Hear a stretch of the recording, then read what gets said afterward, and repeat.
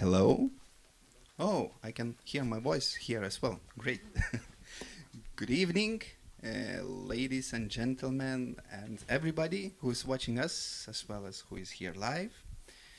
It's a pleasure to start this event in this cozy place, which is Music Innovation Study Center of Lithuanian Academy of Music and Theatre. We are very happy about the partnership between our institution and Lithuanian National Opera and Ballet Theatre, as well as Creativity and Innovation Hub Mosaic, and partners in Montreal, Canada, and Barcelona, Catalonia, Spain. We will have some interesting sessions which you can attend live as well as online in a blended way.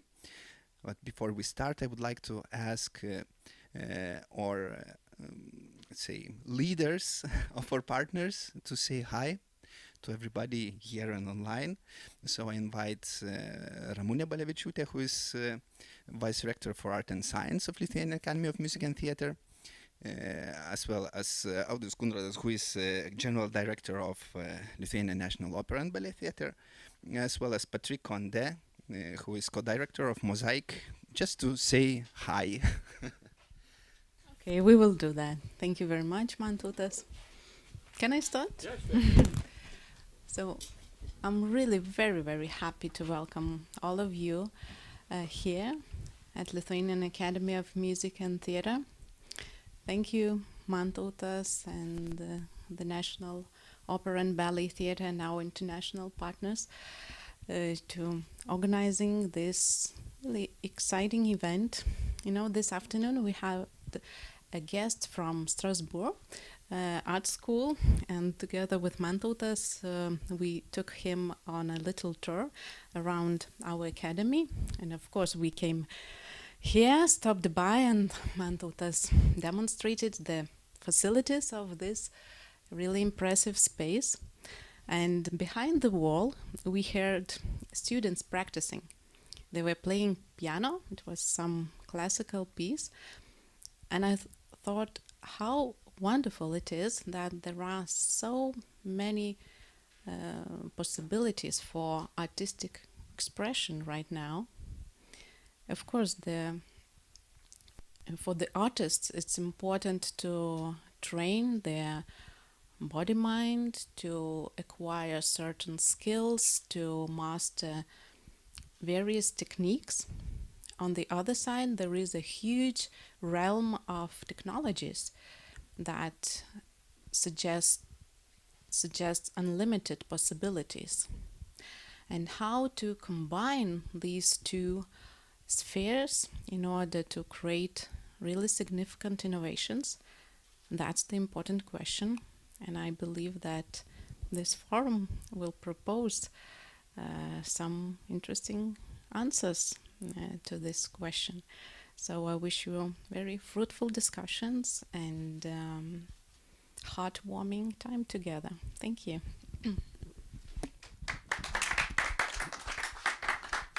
Hello everyone. It's probably difficult to talk after Ramunė because she told everything so correctly, so nicely. So I'll try to tell everything in short way. Usually when I start, just to talk, I always says, just the best speech is the shortest one, I'm not sure that this time, but in any case, I want to say, just everyone for you, that dear guests, colleagues, friends, it's really a pleasure for me and honors to stand here, like on the stage, and let me to welcome you, everyone here who's sitting in this hall and who's watching us behind, on screen.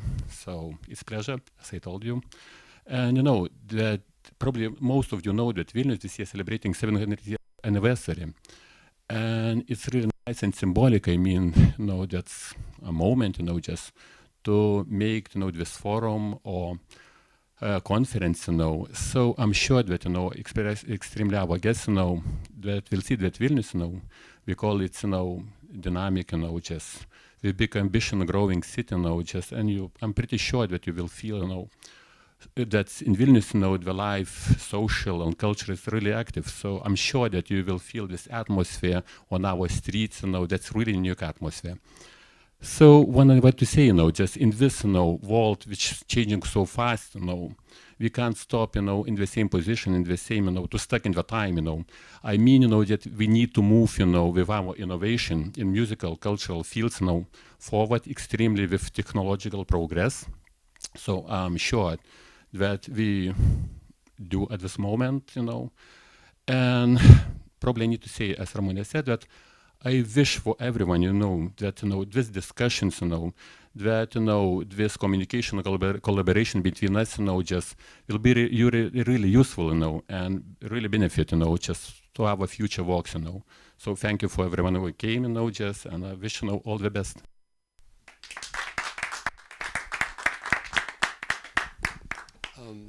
Thank you so much. So, as my colleagues, I'm very proud on the behalf of the Mosaic Hub of Creativity and Innovation of the HEC Montreal Business School to support this magnificent forum.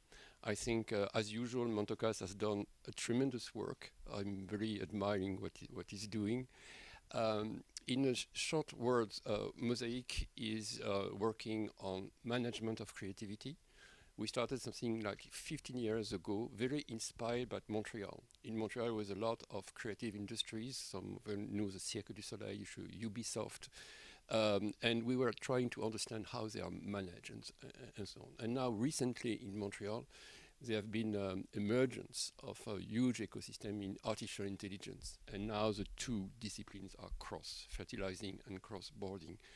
We try to experience this across a lot of studies, but also practical experience. One of the most practical experience we have is called the Summer School of Management and Creativity, between 15th edition now, between Barcelona and Montreal, 1 week in Montreal, 1 week in Barcelona, exploring the connection between these activities. And in this summer school, we had the chance to invite many times Mantautas, but also we do the summer school with Mattel, and Florin participate to some of them as well. So it's kind of communities that grew. We organized with Mantautas a week of creativity in Vilnius, some before the COVID, some few years ago. It was very nice. And my strong feeling is between the cities, Montreal and Vilnius, there is something fantastic to exchange. I would add, of course, Barcelona. It's another creative cities. And I think if we can link these three cities, we can do magnificent studies. So I'm convinced. Thank you.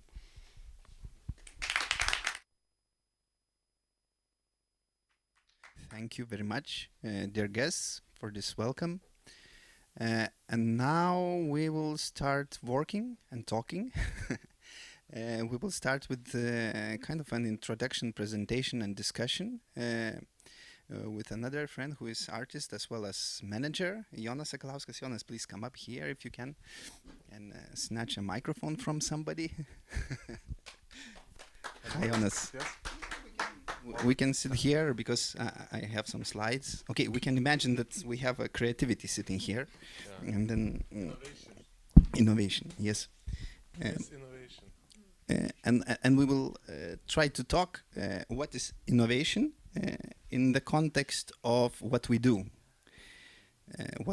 as artists, as well as what we do as managers and maybe people living everyday life. So let's start. Yeah. So we will have this discussion. We can have opinions different. Yes. Okay. Yeah. Let's try to improvise different opinions. Although I think they are quite similar. You know, I thought I will try to provoke you a little bit, and let's start talking about the definitions of creativity and how we see them from the nowadays perspective. Like around 100 years ago, when the industrialism was developing, there was this. Yes. Thank you. There was this guy called Joseph Schumpeter, right? Patrick, I'm pronouncing him right. And he was talking about creative destruction. He was saying that the innovation is connected with certain creative destruction. That means that you have to conquer new markets, do new stuff, like introduce a new product which might break some other products, introduce new methods, open new markets, new sources of supply, new organization, and things like that. But it was age of industrialism and expansion, and the businesses as we understand them now were building up. And what do you think about this notion of creative destruction? Is it something you think it's existing? Yes, of course. First of all, I think that I will use a word from anthropology, and it will be adaptation. So I think that adaptation and links, is the main thing what we have like a human being, and it progress what we have. It's first of all by the big skills of adaptation. So creativity or innovation is, for me, is the same. So like a survival in a way. So every time it's destruction, and you do the construction, and then you have construction, you create deconstruction, and it's every time the same. Every time is a not comfort zone, and I think that every time it's when we go in a forward way, it's same thing, and it's not 100 years, and it's not new things, and it's not innovation. It's just or you are more adaptive or not. Okay. So let's say, as we talked about some examples, right? This classical example of record industry, when we had the vinyl plates and we have CDs and whatnot, then suddenly streaming came, like illegal streaming, then some platforms which are now kind of legal. Maybe they also destroyed something in the market and completely disrupted it, like Spotify, things like that. So that could be a good example, you think, or does it also bring something, let's say, if you talk about impact, bad or? Yeah, I think that it's a really good example of how it's going, our life, and how it's destruction and construction will going, because it's changed not only the form, it's changing everything. And one thing is the most important thing that we have probably the changing paradigm. So it's a more important thing than our thing. So life became bigger, and more people, more problems, more possibilities, and so now if 2,000 years ago we need to have decision how to in our community to have more meal. So now we think how much paradigms we will change to go to another possibilities. Okay.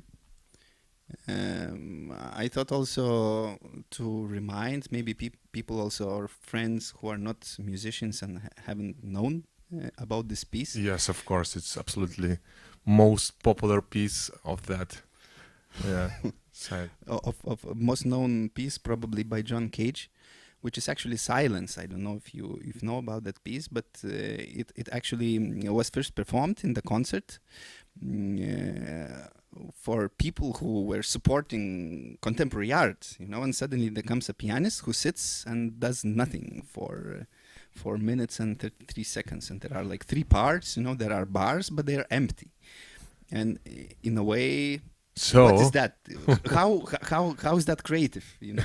So I think most Cage was absolutely one of the guy who was most creative guy, at that time. So but first of all, he made one thing that it's impossible to do nothing, because every time is something. So for us, it's absolutely a new way to think, because there are no silence, because every time something.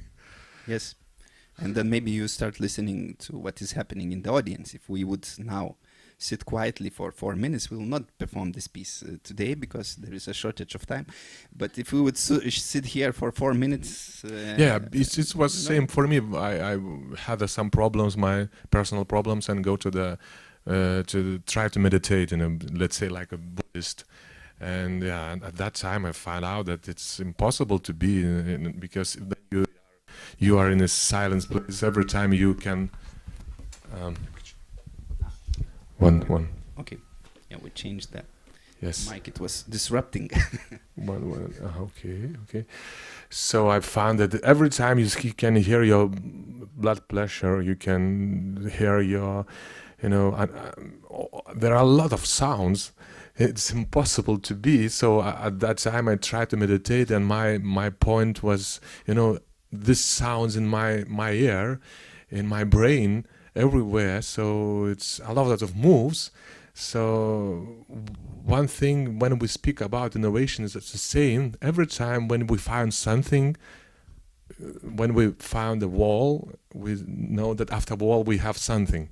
So when they speak about this cage, it's just a big fact in music history who show one way how we can, to look into the things. But same, we found that after that there are a lot of new things, and it's every time a process. So, but it's another theme. Well, I would say it's like a conceptual innovation in a way that you kind of destroy the expectations of the audience. Audience expects performer to do something, but performer doesn't. Yeah, and then another thing, it's that this piece shows that when we don't do nothing, or when we do the miss some part of the from the creation, audience will manage by themselves. Yeah, so I mean, it's also about people. Okay, I thought I will put another example from the stage arts of this kind of destruction of usual process. There was this performance in New York, Then She Fell, which was based on Lewis Carroll's Alice in Wonderland, where basically the audience was just taken around an old hospital, where there was no stage in a way, that the actors were acting and performing, and each room was having a different set design, right? So it's like disrupting usual way how theater works. Of course, it introduces some other problems, but anyway, for experimentation, it's probably an interesting thing. I thought also it would be interesting to mention that performer Björk also is probably the first one who released album in virtual reality, which is like a gamified thing, where like you are basically there with a virtual representation of the singer. You are a singer yourself. And it was before the COVID. Yeah, I'm not sure. I think so, yes. Or around. Maybe before the COVID. Maybe now she wouldn't want to do that. I don't know. But it's interesting about virtual reality that after the COVID, after that now we try to come back from virtual reality and don't want to go in. It's interesting. Oh, yes. But maybe it's only my opinion.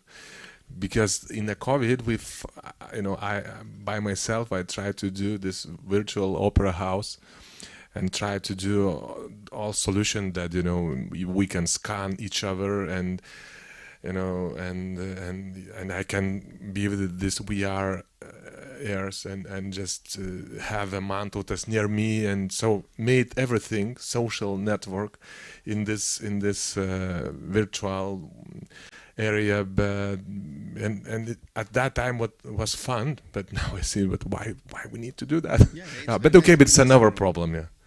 Yeah, well, we'll see. I mean, there is a lot of money invested into metaverse, so who knows what's coming up. But let's talk about some another word which is, I think, related slightly to the destruction or creative destruction. It's also a buzzword now, like a disruptive innovation, right? How we disrupting. Well, I mentioned a scientist who was writing a lot about that, and how it differs, as I understand at least, from this creative destruction, it's that in a way it doesn't try to destroy something, but build something new nearby, which grows. Like the Canadian architect Buckminster Fuller was saying, that you never change things by fighting existing reality. And to change something, you build a new model, which makes the old model obsolete. So it's like a crossfade in a way. It's not like abrupt destruction or a change, but it's something which kind of moves us into the new paradigm or new reality. And I thought that, for example, a very nice example of this could be jazz, actually itself as a genre, which started as some kind of fringe thing in New Orleans. And then by 1920s, like over 20, 30 years, it grew into something which was basically more than half of records produced in US. And it had immense, let's say, cultural impact and cultural value, which is influencing music up until now. Introducing a lot of tropes and and archetypes and things like that. How do you think? Is it better to destroy, cut, and just change something anew, or this kind of more organic, disruptive approach is more nice? This is more nice, and I think more human, and it's really important at that time because we had a lot of in a theaters, in a companies, everywhere we tried to broke the rules, broke the systems, broke the relations, and started new. For my taste, and for understanding, maybe it's sometimes we need to do that. But of course, it's a really bad way. We in the theater we have this our sentence. We say that not revolution but evolution. So every time is important because creativity, innovation is every time about evolution. Because it's difficult because if you want to broke something, it takes time. It takes time to rebuild. It takes time, it takes your energy. And I think this principle, for the jazz or with this architecture is absolutely good. And every time to add something in a working model is more useful and have bigger power. Yeah, but it don't mean that maybe if you will work on this principle in the future, you maybe will do another model and it will be opposite in something what you started. So in that point maybe it will be like a broken, but it will be after the evolution you will see that you broken first principle, but now probably a lot of small things we start do not necessarily grow. Some of them die off on the way, and just some of them grow.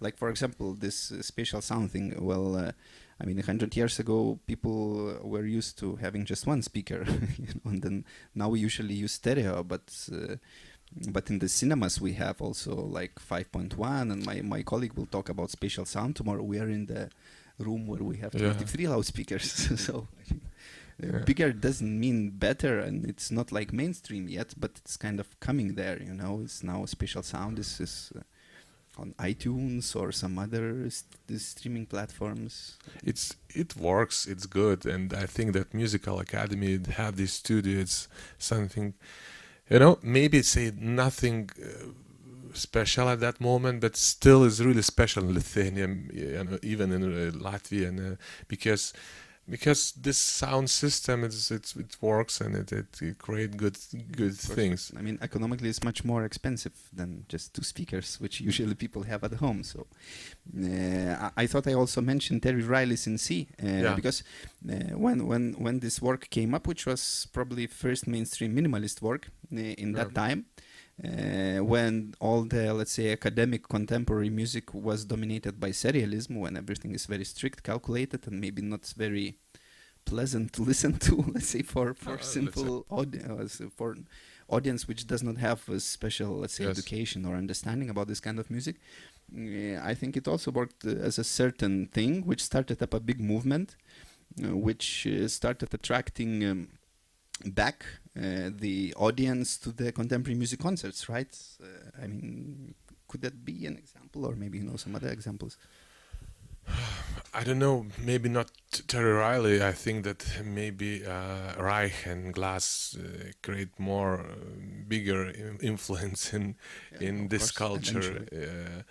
But you know, it's minimalism culture. You know, if we speak about minimal culture, it's every time the same. You know, after Second World War we had the surrealism, and we have the total, avant-garde.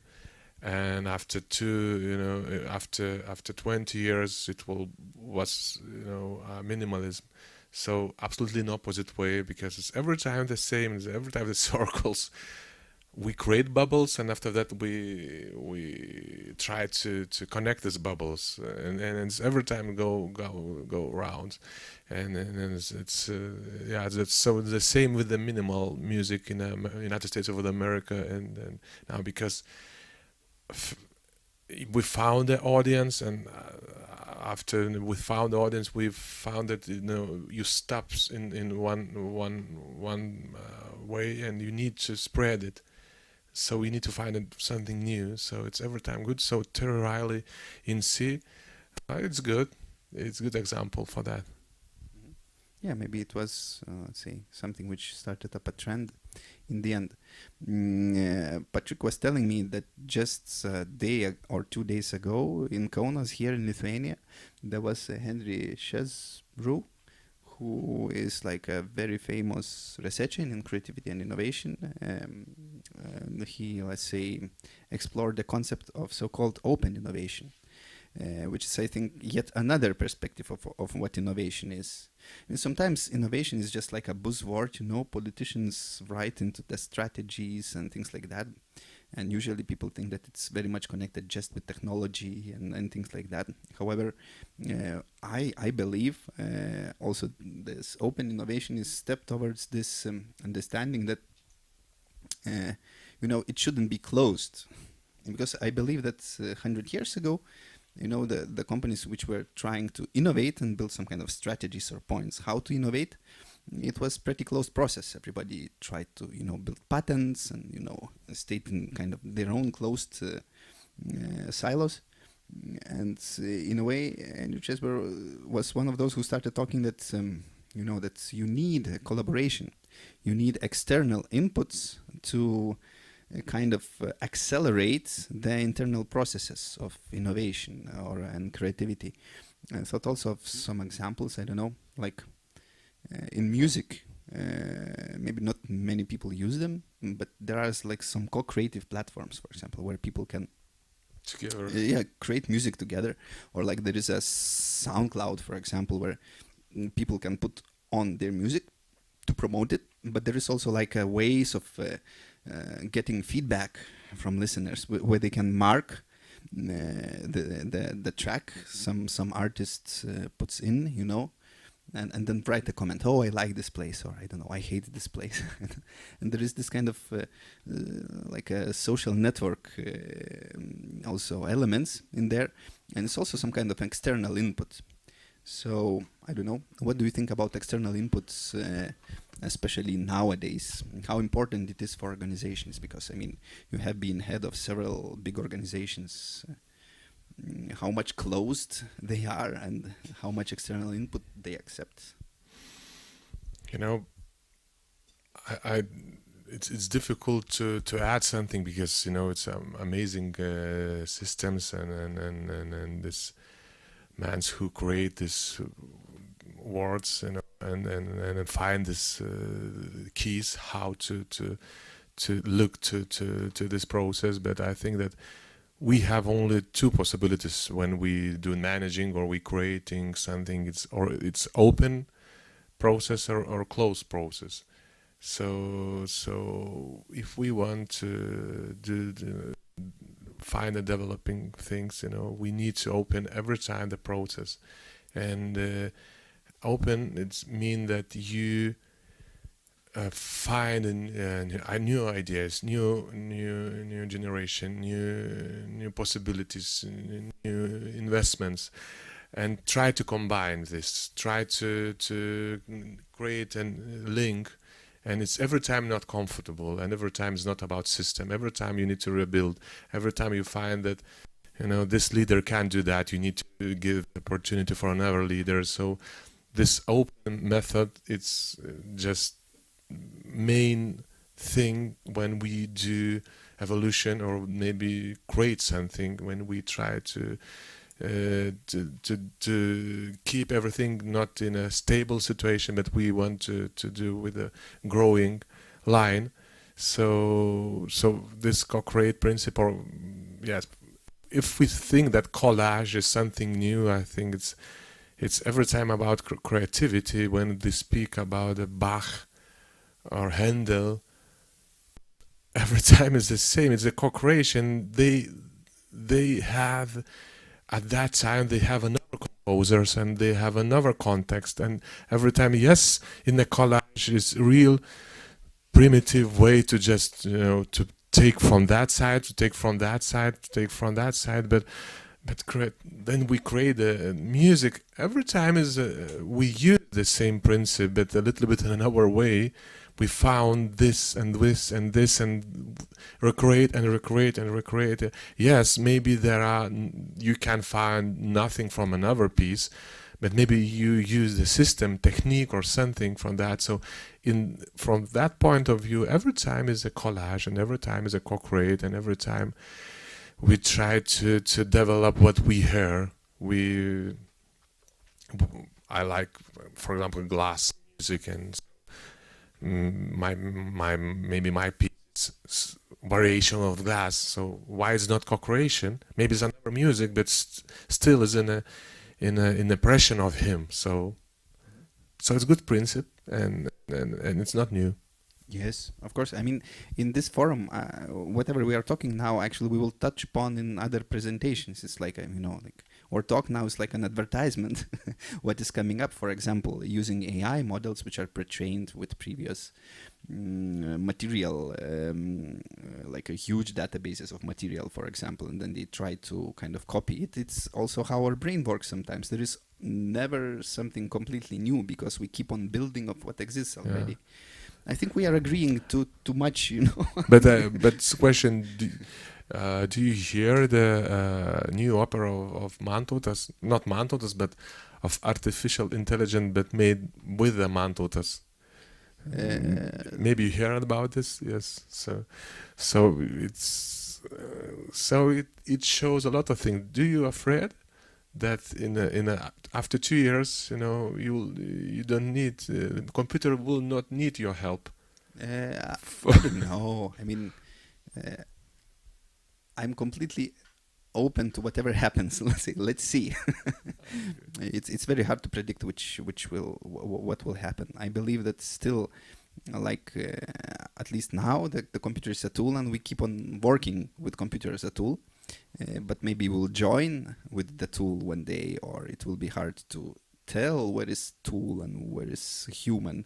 It's a hard philosophical discussion. I will talk a little bit later today about this kind of co-creation with AI, and also we will have Martin Malandro from US, who developed the artificial intelligence model I used, about how it works. You mentioned glass. I was also thinking that, actually in music, it's quite often that we get external inputs or inspirations. For example, like all minimalist composers were actually inspired by the principles of some Indian music. It was very strong, influence for Riley and Glass and Reich. The minimalism actually came from there, but it was not like copying how it sounds, how Indian copying raga the sounds, principle, but copying the principle how the thing is developed, and that created like very new and influential genre, which a lot of people know. No, because Patrick will give a talk about that tomorrow. I want also to kind of anticipate and mention something which was really say life or mind changing for me when I visited some of the Mosaic events is actually thinking not even about being open, but about something which is creative community or creative ecosystem. So in a way, to my understanding, also this is the work and research Patrick and Florin, Patrick's colleague and co-director of Mosaic, is doing, is that actually nowadays probably the strongest examples of innovation are where you have creative communities, actually people, and also creative ecosystems which are balanced and accommodates those creative communities, which have certain features like shared identity, who collaborate, which would have like a shared code or language, like this kind of epistemic things, that those structures are fluid, closer to how ecosystems work rather than how the, you know, like a gear and machine works, mechanical machine maybe.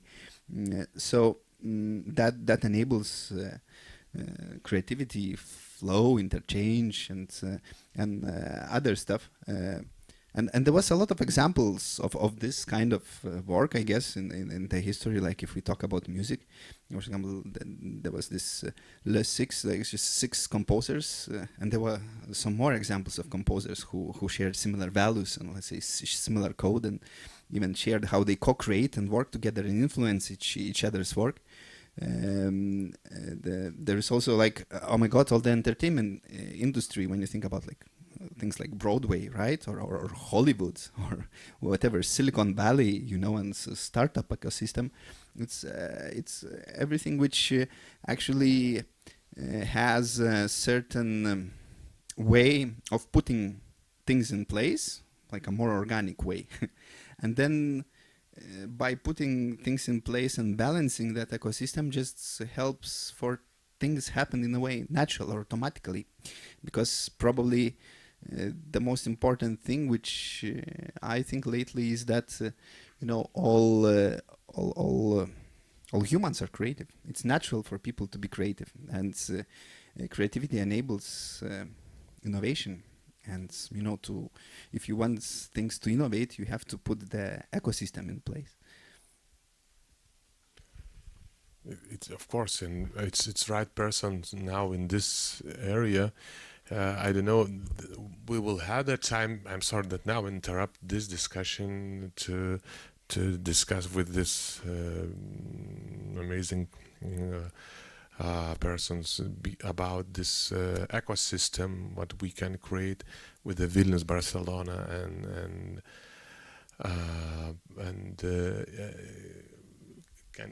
Montreal, because you know, Vilnius now it's in this anniversary speak about co-create principle, and we try to be more in the map or the innovation of and different and sometimes not unusual links, and so there are absolutely most right person in this area in Vilnius, and we can create that because it's really important for the culture, for the development, for the safe future. But okay, we come back to this ecosystem, and ecosystem, it's a, as I said, yes, creativity, you know, innovation, it's good, but ecosystem, every time it's in a context and in an ecosystem.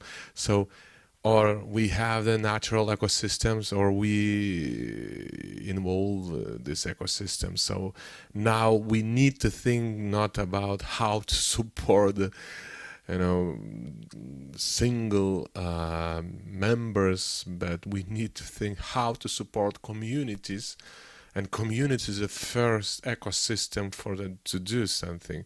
So every time everything is in a community, and every time is an ecosystem, and it makes, you know, world. It create world. It create, you know, music. It create everything, because without ecosystem, why? Creativity is in the ecosystem. So the main thing is that ecosystem is the most important thing. That main question is how to create this ecosystem, how to create natural ecosystem with the not natural ways to involve, to give money, to find a good leaders for that. So it is a question. Yeah, of course. And add for tomorrow, don't miss Patrick Cohendet's presentation about emergence of creative ecosystems. Yeah, because now I have a plan, because now I'm leader in an export center in Vilnius. And we want to create in the future, big house and call it World Innovation Center. So maybe my dreams come true. Yes, it's Okay. Of course. After tomorrow or after this Saturday or Sunday. Yeah, it's all recorded, so maybe that's a historic moment. Let's see. I was just skimming over some slides of I think ecosystematic approaches within the arts, like free improvisation, Fluxus. Also, John Cage's, there was this piece which is called Music Circus, where everyone, performers and musicians and audience is all the same and doing some kind of crazy stuff. Beatles' Sgt. Pepper's Lonely Hearts Club Band was created in very ecosystematic approach, and it sounds somehow very much related to that, as well as, for example, Brian Eno's ambient music albums, Music for Airports, which kind of also, get down to that. So, as you said, how do we do that? So we have we say that there is invention, but actually maybe there is no invention, because everything is invented already. We already come to this universe and things are existing here. We just reinvent them. What is basically probably innovation. Also, we do that, to my understanding, that, okay, inspiration is nice, but actually creativity is like a feature which you can learn, you can train, and maybe that's why artists who have training in dance, music, painting, which train their creativity in some other ways, they can also then apply those skills in, running businesses, for example. I had this idea that, as you mentioned at the beginning, that innovation and creativity is actually some kind of creative operations, right? Which you always come down to.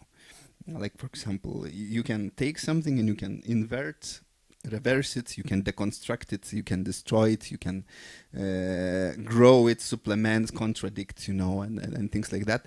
And as we do that in music, with musical melodies, also with bigger macro things like form of the musical piece, or, for example, architecture of the building, or like a form of the theater play script, it's actually very similar processes which all the creative people use. And as I mentioned, that example, flipping things, right? So, okay, we in music we can flip things in two-dimensional matrix.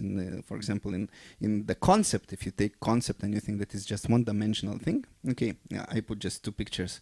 Well, you can see the building being built from the top down, not from the down up, right? Or there was some conceptions of cars without wheels. No, you just take something away, or you flip the concept, and you can apply the same operation to everything. So in a way, creativity is a tool which you can train for innovation.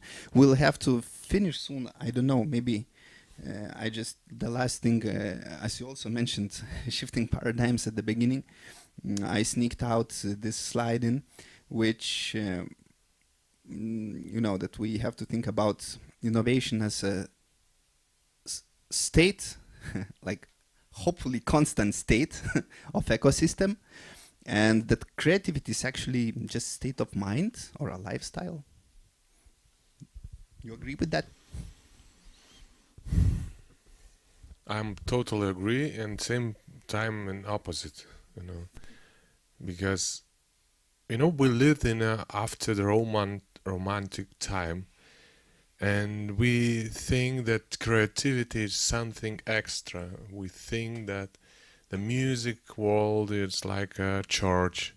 We think that if we invent something, It's or these days is different days than we had before, and yeah, and there's a creativity, something extra, an innovation,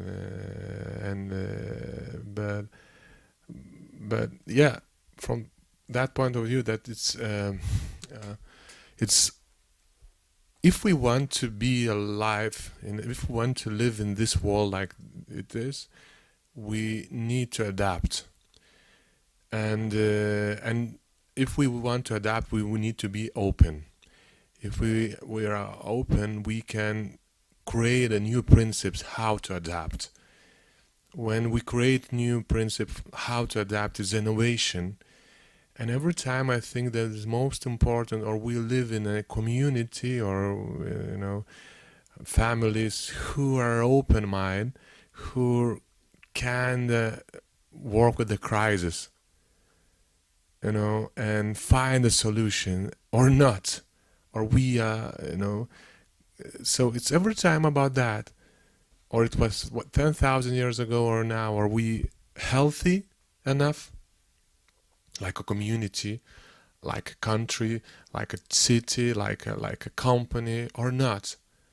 Because every time we ask, how to deal with the crisis, COVID and so on and so on and so on. It's impossible. There are no way how to deal with it. Only one day we can be, big good community. We can respect each other. We can be open-minded. We can. So every time it's a managing.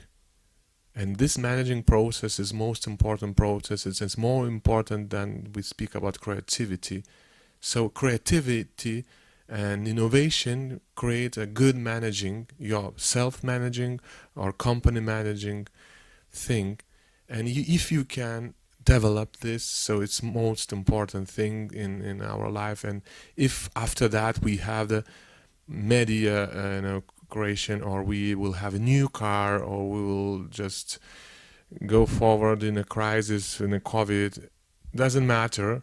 Every time we use the same principle, and we can call it, like I say, adaptation, creativity, innovation.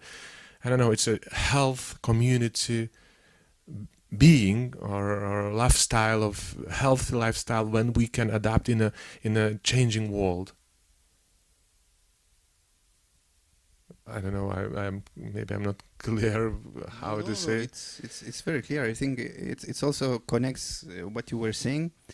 We have to finish now, so maybe I'll just let's say a few last words before we die. No, I'm joking. So exactly, because what I wanted to say relates to this. That anyway, we reach this point in our life where we have to go out of this world. However, our activities probably leave some kind of impact on the world, on the community, on our families, on our countries, on our field we are working in. And maybe that's the point, This is how the, whatever cultural or other value we create survives, even if we don't.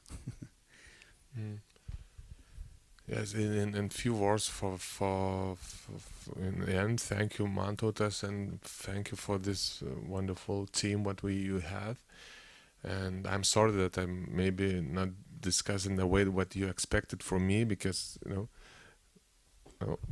so far I see that everything the same. Yeah, and we think it's not quite similarly, about. so maybe it was not very interesting, as a discussion. But anyway, I hope that it was interesting. And now I had an idea how to do the company and better running. And I said it's not about creativity, it's just how to manage the process in my mind and how to manage the process in a company or in a community. So maybe for me it's the most important thing now, and it's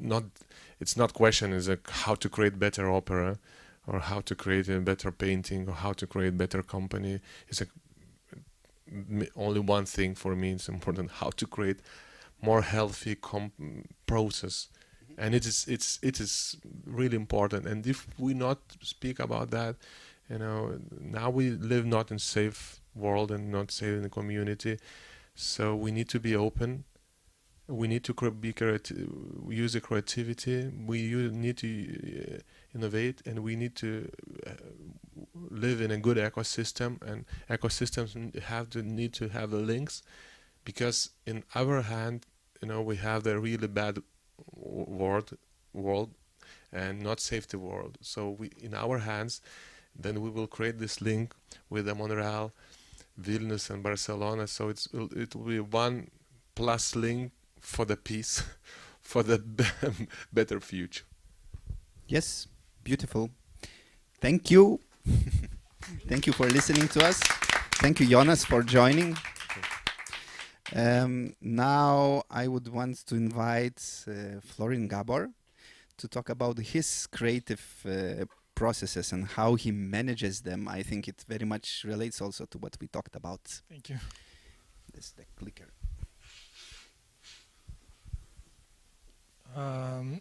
First of all, I'd like to say thank you. It's like a real privilege to be here. I really liked the conversation before. Not really like it was more like a dialogue. I was expecting a little bit of disruption. I'm going to take care of that today, since I'm talking about the way I see the role of entropy in my creative process anyways. Then just a few notes before that is like I would like to thank the organizer for having me here. Again, it's a privilege, and Mantautas is like it's a good friend of mine. We had the privilege to actually co-present together in the Mosaic HSC with University of Barcelona this summer, and we always wanted to push ourselves to bring our relationship somehow further. And it's like when I say relationship, it's not only on a personal level, it's like more like a professional one. So hopefully this is not going to end here, and we're gonna find other ways to explore the future. So I'm going to read a few of the slides, and then I'm going to show you how actually I'm using entropy in my process. Like it's like trying to make sense of it, or like trying to reorganize things to achieve like a great results. So while creativity is often associated with innovation and order, there is a disruption. That there's like the entropy clearly has an important role. Think about like this duality of like the nature of creativity. So it's like, for instance, like an architect who built a house, or even a composer who's like composing a symphony, right? It's like it feels that everything is like so organized, because sometimes we have the access to the end results and not necessarily to the process, and it's not always clear. And the creativity also thrives on spontaneity and everything that's unpredictable. So in the classic approach, and I don't want to insist on this because you're probably better than me, for sure, they're like the 5 steps in the classical approach, and also it's like the new approach if we're like thinking about AI. So it's clear that what we evolved from the classic approach to the AI, or like to the modern approach, collaborative exploration and the insight took a lot of place into this equation. Not only because it's like brainstorm, or like just bringing like people that they have different expertise together will make a huge difference and an impact about the final results. So I always use this example. I'm like so repetitive. It's like my friends are joking about this all the time. I don't know what's the word in Lithuanian. I think it's kebe. Kede. So it's like when I say this word, it's like everybody imagine a chair, right? It's like the orange chair that we have in front of us, or the chair on the piano, or the chair at the office. By the way, this is one of my chairs. I really love this.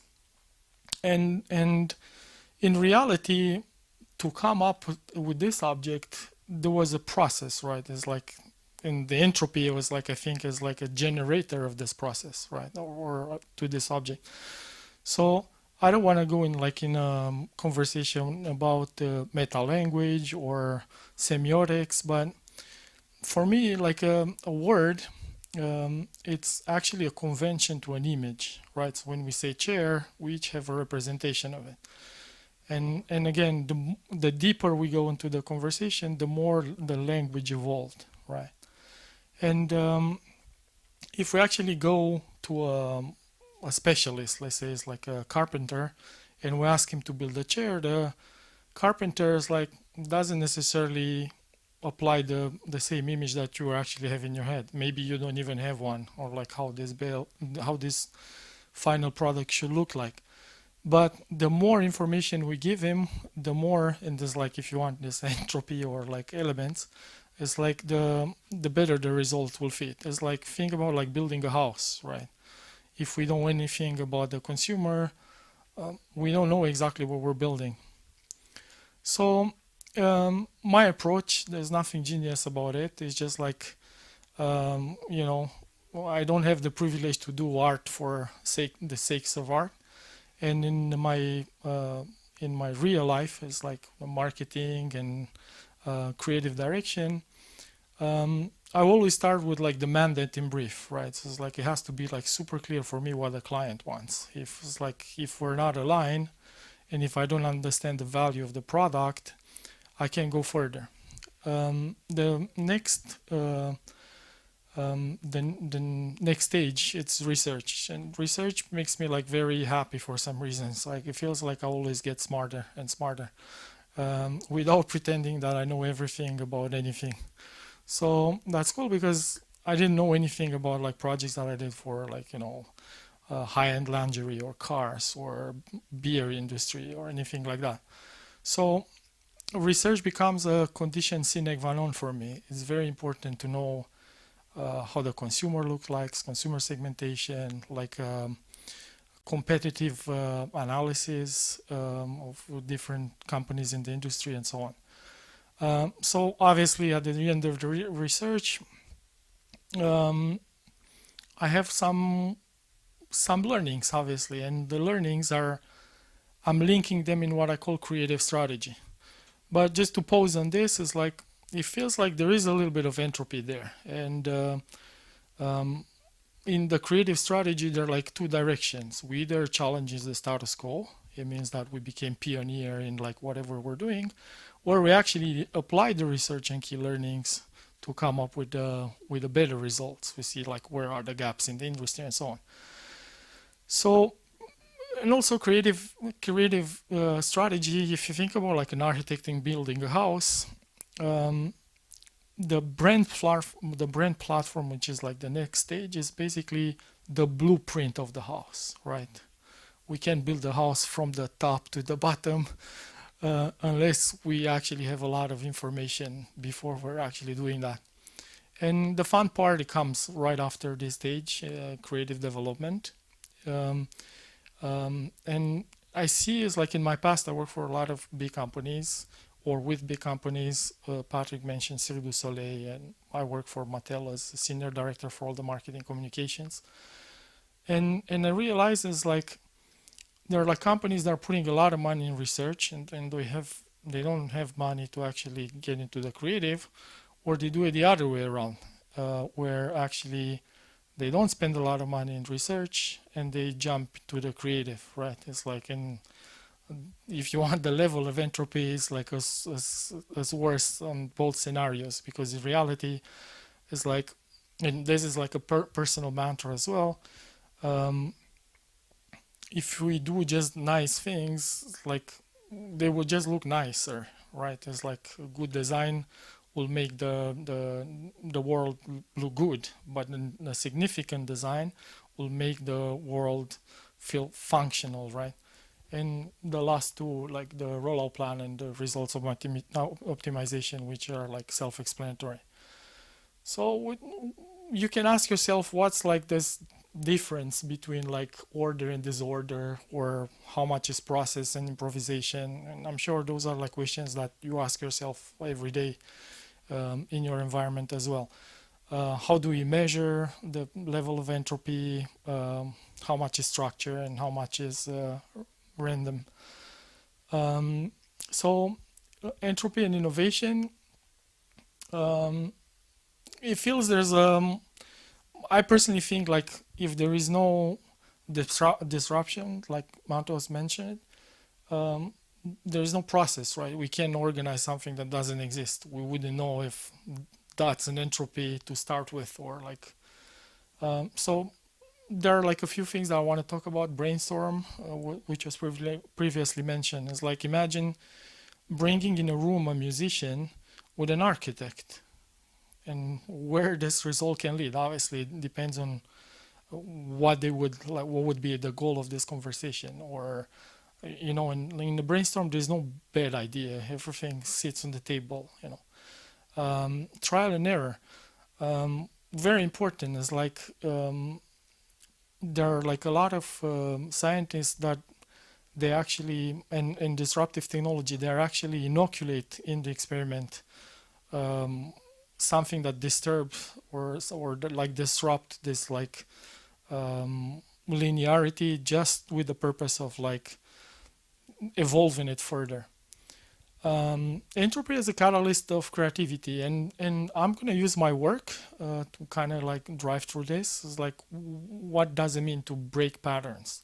What does it mean like a spark of inspiration or artistic expression, like even in the music, improvisation, right? So breaking patterns is like, in a nutshell, is like how do we challenge the status quo? And I'm going to use one of my examples. So 14 years ago, I tried to do this like little documentary that started as like a personal adventure. Since I was young in Romania, there was this like isolated community in the mountains. It's like about 20 families. And it was like very hard to get there for a few reasons. One, they were like illegally isolated. It was like this enclave in the Carpathian Mountains. And they're very aggressive because they're living illegal, and they're like just selling like, you know, wood or berries or mushrooms. They're obviously they don't want to let anybody from outside to know more about their community. So it's very hard to get here to start with. I passed by a few times there, but I never had the chance to take photos. And I found out at one point that the friend of a friend of mine is like in charge of the forests in that region. So I got like the golden ticket.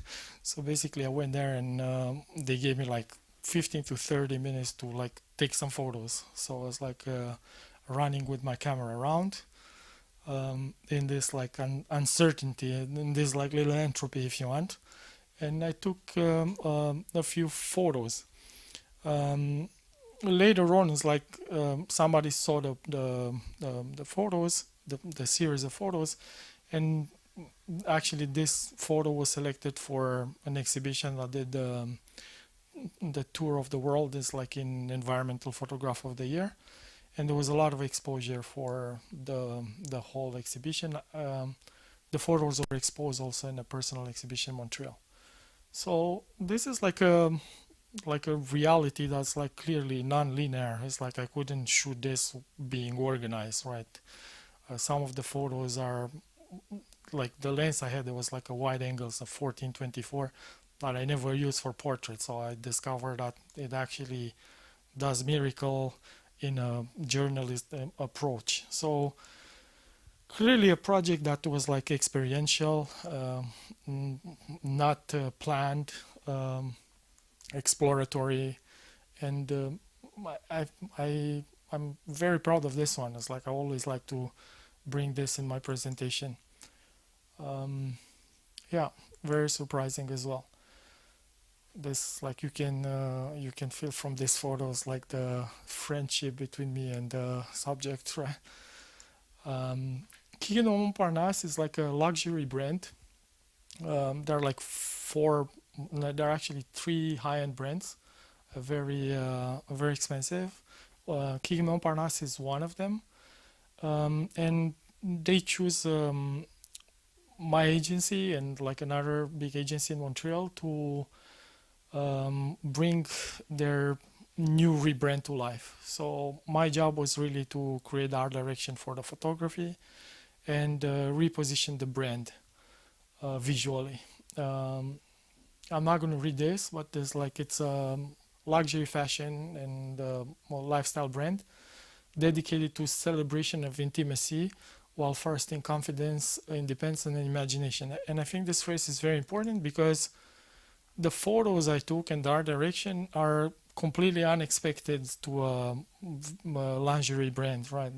We're not talking boudoir here. It's like I have to find a way to play with the light, be conscious about like the, not being actually intrusive, highlight certain forms. So this was really like an experiential project, is like, but controlling the environment. So we kind of feel like the challenge, and I think like if we are related back to the Entropy, I just introduce a few elements and explore and like try to innovate, but also explore my own technique, if you want, right? So I finally came up with this result. I also did a video for the brand where I use exactly the same approach, and I projected on the skin like a manifesto. So while like the model is moving, the text is actually taking the shape of the model. Again, it's like this was a big learning curve for me, and I was thinking, it's like, how can I apply those principles that I learned from this to other projects?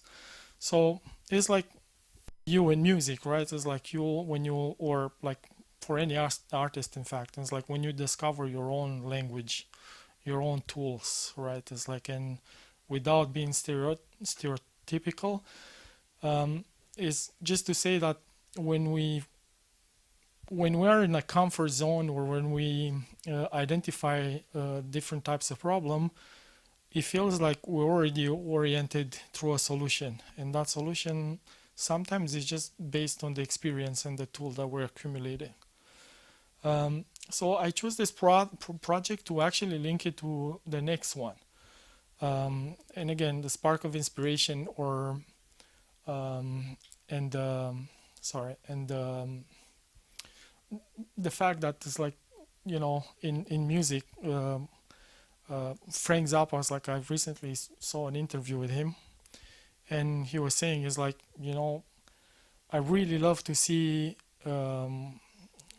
artists that I'm playing their guitar when they get to the solo part, they're actually mastering that, because like they did it so many times, and it's like it sounds so good through repetition. But in the same time, as you probably know better than me, it's like he would never repeat a solo in a concert. He will just do whatever he will feel like doing it, right? Unfortunately, we don't have like all this approach or like genius. So this project, and again, it's like I was commissioned by Porsche when they launched the 911. I think it was this one was the Targa, the 4 GTS. I also did after this project a few other projects with them, like following this path. So basically, they try to launch the car without like giving away the details, right, and get them excited. Obviously, the core fans, they know a lot about the shape of the car and the features and the way it looks like. So as you can see, the transition from Kicking Montparnasse, the previous project, to this, it's like it almost feel like part of the same project. In reality, it's just a scale up of my skills, right, to probably avoid the entropy and make sure that I get paid by the end of the project. So yeah, this is the same car. Then we worked together for the launch of like GT3 RS, which is like an extremely car. And yeah, artistic expression, improvisation. Again, like the Frank Zappa is a great example, but also when it comes to artistic expression, it's like, in abstract and contemporary art, we often celebrate disorder. Like it's like, well, probably the first example that comes in mind is like Pollock, right? Who find his own way to navigate this. So once again, it's like myself and Mantautas is like we always try to push ourselves further, and I actually think it was a manual idea. It's like when we were in the summer in the summer school in Mosaic, I should say. He says like, oh, you know, maybe we'll do an exhibition. I'll put you in contact with a few people from Barcelona, and we'll probably experiment something together. So I took this. I took his word for it, and I arranged with Mantautas to actually do something that's meaningful to this event, right? So because the presentation was about entropy, we said, like, I've never visited Vilnius before, although I'm born in Romania, and I'm living in Canada. It's been now like 17 years, and I was like super happy to kind of like get back into the this groove of Europe, you know, and like I feel like home, you know. It's like the same vibe, the same smell, the same, you know. Sometimes when you go in the airport, I close my eyes and I know I'm in Germany because it smells in a certain way, you know, where every single thing has a meaning. So think about this project, and the goal of it is to creatively capture the essence of a city through the eyes of a newcomer experiencing its universe and culture for the first time. So those are the details. It's like we'll probably end up with this event with this exhibition, and I'll invite you all to be there, and we even have a small surprise for you. All the printings are going to whoever will come to the exhibition at no charge. And I will just give you a preview of that. So I spent a few hours today and a few hours yesterday. Weather was really against me, so I had to do my best. And I have this like approach of like, you know, like I have to find a way to tell my story using your story somehow. So I'm using obviously like triple exposures or tilt shift lens just to try to express myself, like controlling this like entropy and the environment, and but in the same time exploring. So this is as surprising as unexpected for you as it is for me. You'll probably recognize a few of the landmarks. Sometimes it's like when I show my photography, I feel it's like I don't need to explain it. And if this does the job, it's even better. That's like a few photos I took today before coming here.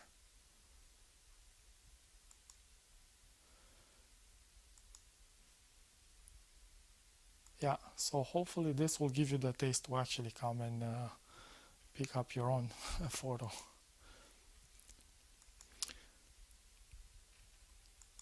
Yeah, and a few conclusions, just to not leave you in the air with this. The creative process is a delicate dance between order and chaos, structures, entropy. While order provides a framework for ideas to take shape, entropy introduces an element of surprise. And hopefully it's like my project and my exhibition will highlight this well. Creativity flourishes when individual and teams strike the right balance between those opposing forces, allowing them to harness the power of entropy as a catalyst for innovation and artistic expression.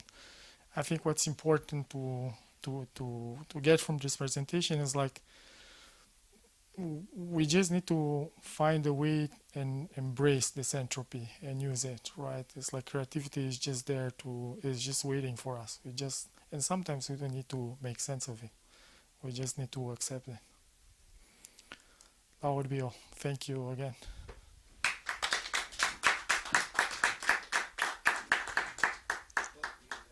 We have some time. We have some time for questions. Maybe somebody wants to ask a question. Yes. Yeah, thank you for your interesting talk. I'm wondering, you talked about entropy a lot without actually defining what you mean. Entropy is a physical term from thermodynamics, and it's a meter for what is thermodynamically probable. So it's the opposite of information, which is what is thermodynamically improbable. And what do you exactly mean when you use entropy, and how does it differ from the term chaos? Yeah, so a few things. Usually in a creative process is like well, unless it's like it's really well defined what we're doing and there's like no experimentation and we don't have like a goal, and I'm referring this like to a well-known expression, making art for the art's sake, right?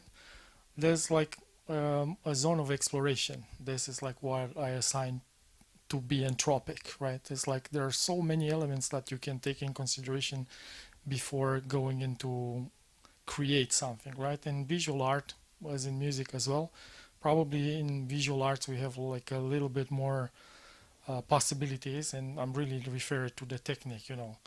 You can do gouache, you can do acrylic, you can draw, you can use charcoal, you can use painting, you can use a variety of methods, right? And I think it's like exploring them creates this entropy unless you really know where you want to go. And even when you know where you want to go, it still feels like this exploration can lead to so many ways. And I call entropy all this like variety of like artistic expression tools, processes, right? And to find a way to, I think there's a point where you can go different ways and there's another point and you can go other ways. So this is what I call like, it's like this entropy, right? It's just a way to navigate through tools or through process the entropy to that might lead to a concrete example that has like artistic value, not only for the sake of the art.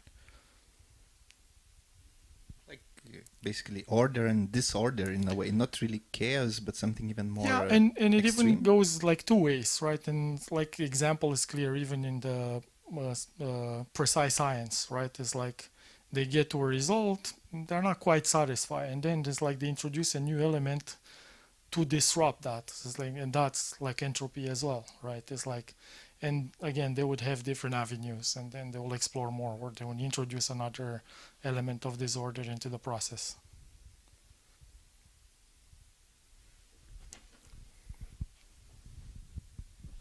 Hi, thank you for the interesting talk. It's a brilliant talk. My question is related to one of the facts that you introduced. You talk about childhood. You talk about your feeling when you arrive to this country, and it connects with your the first part of your life. And I was connecting this idea with one idea from the first talk. You talk about deconstruction. For me, deconstructivism is one of the important words because I apply it a lot, this idea of literary criticism that we use for deconstructing and rebuilding things. So my point is, as an artist, what's the role, or what's the paper of, what's the importance of childhood in all the process of creation? Is it really condition all your work, or can you deconstruct your childhood in order to create new things or opening new frames? Yeah, it's a very interesting, question. So obviously, experience and personal experiences like leads us to who we are, right? Personality is like a process that is like never dies, right? And it's like almost, I will give you an example of the brand, right? It's like we have mission, we have visions, and we have values. And through the values, we have like a tone of voice that define us, or we have like personal experiences, right? And again, it's like we can go in the Freud terrain if you want, but I obviously the childhood plays an important role. I think it's like when I went to Cuba for the first time, when I came in here in Lithuania, I have this connection that is like very profound.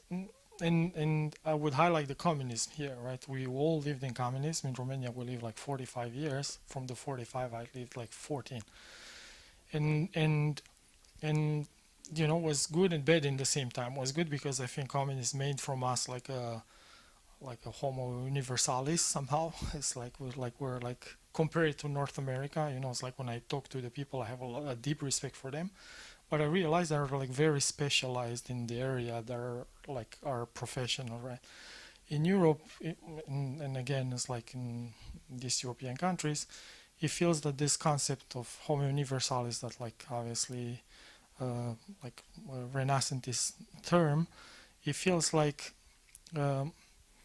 made us who we are today, you know. And I think it's like every time I travel in a country like Lithuania or like even in Cuba, you know, it's like when I remember this funny story, is like walking in the streets of Havana, it's like someone asked me, where are you from? And I said, I'm from Romania. And the first thing they did is like they hugged me, because I think we're like connected to a cosmogonic level, if you want, you know. It's like through experience. And I think all the experience we live, obviously just being here or in so many other places, enriches us. It's like meeting new people, meeting new culture, having contact with different types of professional. And I think this actually comes to be reflected in the artwork that we're doing, in this case like photography. So I think it's like, yes, childhood played for sure an important, and education and culture and society plays an important role in the work. It's like, and now to extend this answer is like, it almost feel like in the hermeneutical circle, right? It's like when you can judge a composer or an artist just looking at his art. It's like a circle that encapsulate, if you want, like the society, the friends, the political context. And I think all those things that are evolving all the time also define who we are and how we reflect in our work.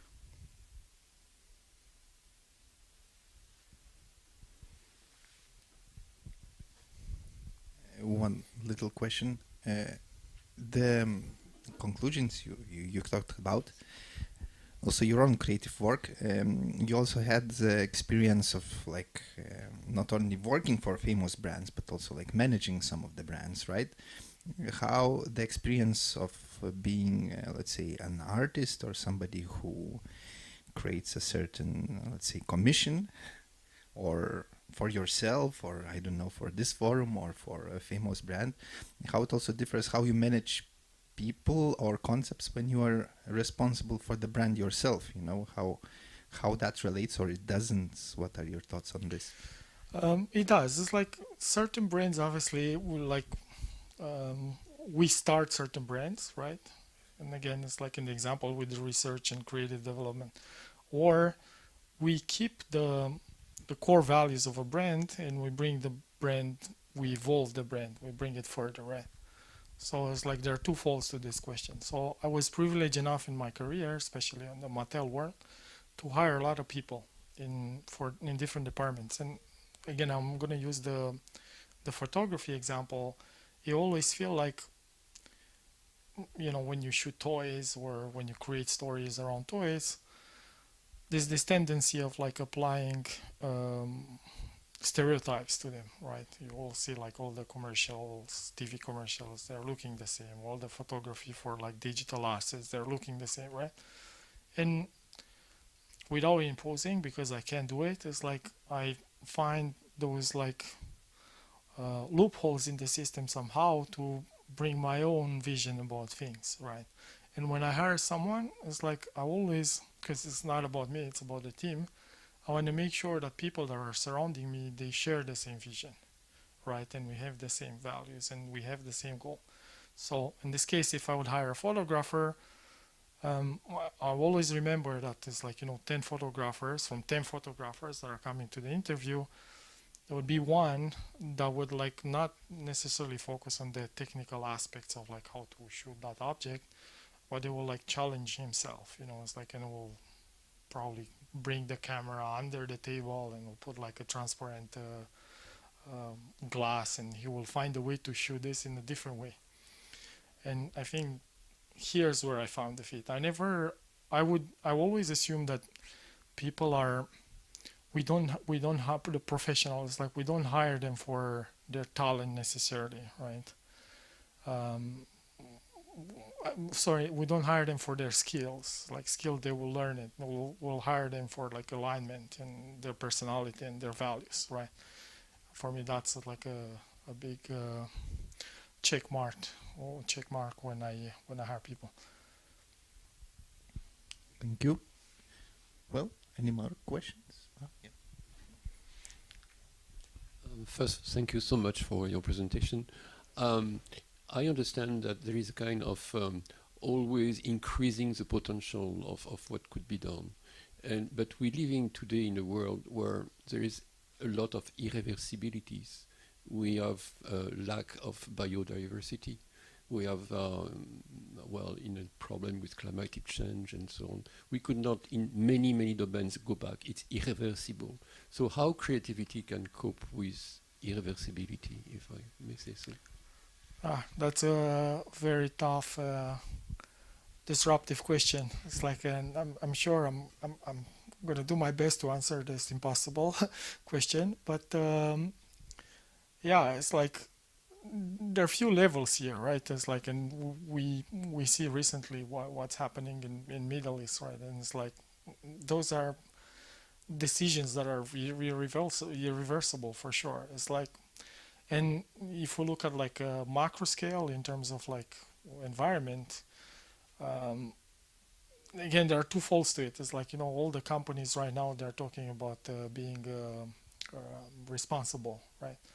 And it became like really like a very easy word to use somehow. It's like in reality, if you go and check, it's like this is just a trend. Nobody does anything, right? It's like we're just replacing something bad with something worse probably. We don't know, time will tell.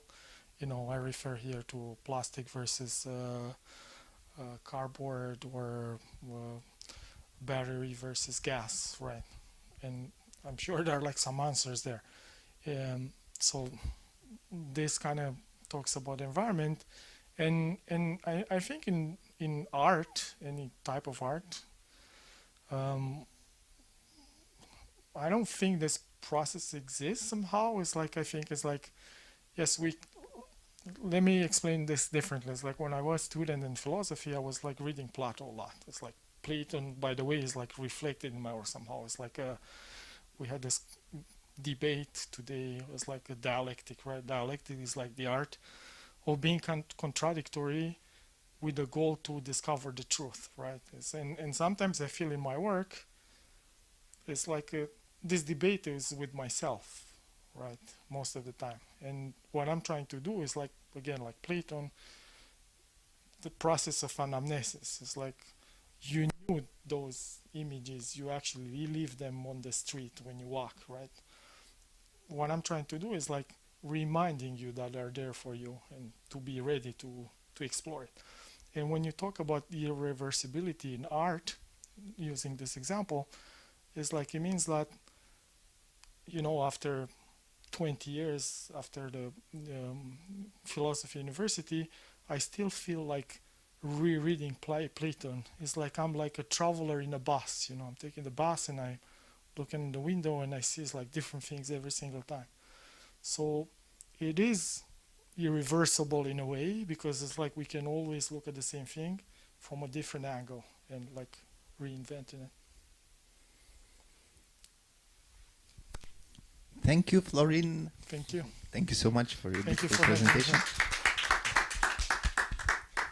Thanks. And again, and a little ad that don't forget that for those who are still there, that this Sunday we will have the closing session in the Ideas blog, another partner space of ours, and there we will have also this, let's say, not really improvised, but like quickly produced or like partly improvised exhibition by Florin. You are all welcome to come and see the world through his eyes, or my city, well, Vilnius city, which has 700 years anniversary since it was first mentioned in some written stuff. Okay. We did kind of similar presentation in Montreal where we talked together. So I think it will very nicely relate one to another. And it also will relate to something I worked on very recently and all the current trends of AI, where we basically have it as a tool now accessible to many people. As always, there might be something accessible just to specialists. However, especially this year, the, let's say, AI as well as generative AI got a big exposure. And I thought that I would like to talk about creative intelligence, or like creative intelligence, and how we can actually use it, or how I use it, and how it also relates to this sense of self-exploration, and also the sense of entropy and many other stuff related to the art, as well as running and managing processes, which also go to, let's say, towards the innovation ecosystems, let's say, or the impact on communities. First, I would want to explain where I come from, or at least my kind of creative process or motivation whenever I do something like a forum like this, or when I write a musical piece, or where I just go and jam some electronic, experimental music with my friends and colleagues. Nevertheless, I always think about my goal of this action, about the motivation and context. In a way, it relates to also what Florin was saying about defining things. And for me, and maybe not just for me, but goal is always related to the impact. Impact on me, something internal. Then it's important for me that, like, it's not just one thing. That the goal would have some kind of added value, that it would do something else, not just one thing but something else, because we always have impact to the external, as well as we have influences from the external. We also have impact to the external, to other people, basically world around us. And what also comes naturally next in my thinking is that actually, why do I do this? Why organize this forum? What moves me? How does it motivate me, and how it relates to the external world now, and what will it change, or maybe not change? I think that some of them archetypes could be talked about. Like. There is the saying that since the beginning of known history, humans keep on rewriting, let's say, same 6 stories. That there are also archetypes which are acting in those stories. There is some research in psychology and philosophy based on Jung, for example. It's just that, like an example of several, let's say, archetypes also in the context of marketing. But there is also context of the world we live in, and we do things, and I try to think about thermodynamics, actually, about time and space when you think about it, because anyway, each action also leads to a certain consequence, as it was talked about in Buddhism, for example, or somewhere else. And whatever you do, both internally and externally, you have the limitations or definitions of, let's say, a certain discipline, area, field, style, and context you work for. It can be one part of ecosystem or another part of ecosystem. It can be something more, let's say, experimental and exploratory. It can be something where you just have to, deliver your work, which fits that context and expectations. Even if you sneak in something unexpected, which people like, you still cannot go too far away from, let's say, common language or what is expected from you. So, it's again the classical way of going through things. But now, when you think about AI, and when suddenly, I started to use AI in some of my work, I also understood a lot about myself. I found this kind of, I don't know, like theory, let's say, by neurologist, researcher Carl Friston, which actually sometimes considered the basis for a lot of this AI and neural learning, network learning stuff, which actually talks about relationship between internal and external in biological systems, like humans, for example, or I don't know, amoebas or anything else in ecosystems as well. And the idea of this free energy principle is that that actually we as organisms, we try to kind of minimize the surprise or uncertainty, which is called free energy. And we constantly update our internal models based on the, let's say, external inputs or experiences, sensory data we receive. And basically, we strive to minimize that, to make sure that, you know, like everything goes, because we want to survive, as also Jonas talked at the beginning. You know, we have to adapt, we have to survive. We have to find ways how to survive.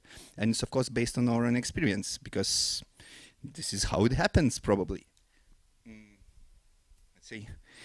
There is one of the examples that's, okay, I have emotions which react to the external signals. For example, this is how also music is working, triggering us through sensory states. And we have like a certain states which allow us to receive those states. And there are some blanket states which connects us between internal and external. And actually it very much relates to the basic concept of the first, let's say, neural networks developed. The idea of the Markov chain. So it's like basically a quite simple thing. It's like a sequence of events where the probability of each event depends only on the state of the previous event. It's like a nice comparison to the game I put in here. And this is also how our brain probably tries to make the predictions. So the brain current state is like this piece of the board, and it uses its current state to predict what's coming next. Of course, there is this Markov blanket thing, this connecting thing, where is actually very much similar also to human consciousness, to my understanding. I mean, when I'm playing the piano, say a lot of notes or several melodies at the same time. I remember like my teachers were saying, okay, you are playing Bach and there is one theme and another theme and you have to listen to them at once, at the same time. It's actually, you can't listen to them both at once. Your attention just very quickly jumps from one thing to another. You cannot like focus on everything at the same time. You can improve your velocity of like shifting attention. It can become very fast. Of course, it's tiring, but anyway. So in a way, Markov blanket relates to that it like you have to like isolate a certain information, what is around you and what is relevant for your next step to predict this. What comes next. So in a way, like our brain is like this piece on the board, and it uses internal and external elements. It uses the current state, the current information, as well as our own experience, you know, what has happened in the game before. Also, the rules of the game, because there is always the context, the rules of the game. What we can do, what we can't do.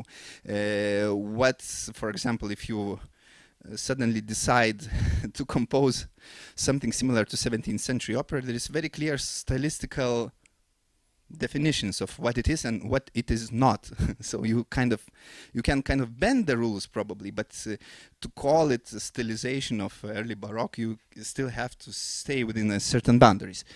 And also there is always the broader environment, you know, like relevant states of the other pieces on the board, right? We always have to cooperate and work with other people and situations. So in a way, of course, the models, if you convert them to formulas, they work in quite different ways, but I think they all go to the same principles. Whatever model you take, is it like this RNN or STM or now like very popular transformer models, and they always go back to the same principle, which is actually also quite similar to how we as species or any other maybe like biological systems work. So, okay, now like GPT, right? It's also gets to this so-called training. You know, all the models generate what they are fed. So it's also very important what you feed to yourself when you think about it, right? What you read when you work on some kind of project. This is what research is also, that you train your current model in a way. What I wanted to touch upon, and it very much relates to the entropy Florin was talking about, is actually that because I don't know how to call it, infinity exists, we could not have had all experiences before, which were there possible for us. You know, if you take all this quantum field of possibilities, no like a human or no biological system could have had all the possible experiences. So you can tell that in some cases, you know, your previous experience does not necessarily bring some kind of success or good thing for the future. So that means that I believe this is because it's exactly where the, let's say, creativity comes up in the AI, is that the more you increase the temperature or entropy or chaotic parameters within the model, and then it goes more kind of away from it was trained on, the more interesting material you get, or the more creative, the more human, the more live material you get. And I think that not all the surprises are necessarily bad for biological systems, you know? And this is why the innovation also and the creativity very much deals with these disruptions and things like that, because sometimes surprise can create possibility. Sometimes a surprise or mistake can be interesting. Sometimes it can give like a new experience which helps for the future adaptability. You know, if there is a certain, like in the universe, that there is this saying that, okay, like, probably if we say that there was a big bang and all this thermodynamical thing, and now then everything like disperses into entropy. In a way, we try to control that free energy, that entropy in our lives as like some kind of conscious systems. However, we can't really do that. So maybe managing or introducing entropy in what we do and accepting it, embracing it, can lead to very nice things. So let's say those who have played a little bit deeper with these AI models know that there is this something called temperature, which basically either brings the results closer to what the model was trained on, to let's say to something which is more far away from this. And yeah, I believe that embracing this entropy is interesting thing, at least in generative AI models. And probably by introducing some kind of controlled entropy in safe environments, we can also prepare students, for example, better, right? This is what academia is about when you think about it. So now, if I go back to some kind of more concrete rather than philosophical things, how I can use the AI and what kind of what parts of the creative process all this thing can give me.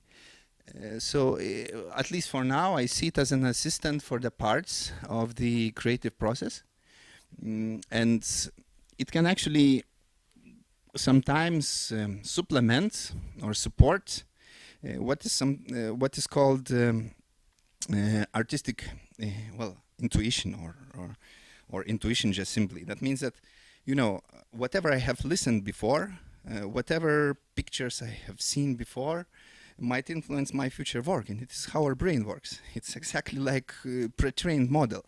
So suddenly, if I want to discover some kind of new styles, I have to use my intuition, or I have to feed the intuition. I have to do the research.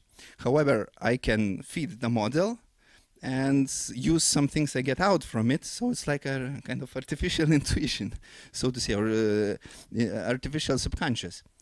Of course, it can help then later if it's trained on like exactly the contents I want. It can be useful for like a continue or multiply things which are already there. Which, for example, if I feed AI with, I don't know, like 2 hours of my music, a certain type of my music, it's pretty sure I will keep on continuing writing something similar. That's not necessarily a good thing, but it can do that. For now, I would say it's much more useful and nice as an assistant in your work. And this is the proper way to use it, to my understanding. However, now there are some examples also how it's being used to actually produce or multiply or exploit. It's not very good at that yet, but who knows what happens after 2 years, you know.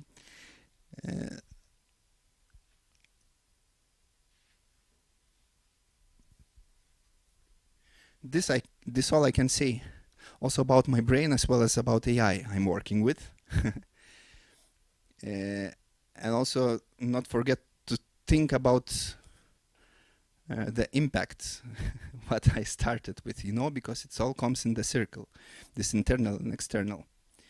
This is also how this free energy principle works. Now I just thought I will give a very quick example. I was trying to write a poem, like a lyrics for a song with help of ChatGPT. And this is the final version of the lyrics. And I will show you like 2 or 3 pages where it was trying to finally got this line, you know. So first of all, I thought of some archetype and I asked ChatGPT, okay, I want something which would be something like infinite sea of embrace or whatever, and what would you suggest? Then it suggested to use word and fold. Then I asked, well, can you use the word and fold? I mean, English is not really my native language.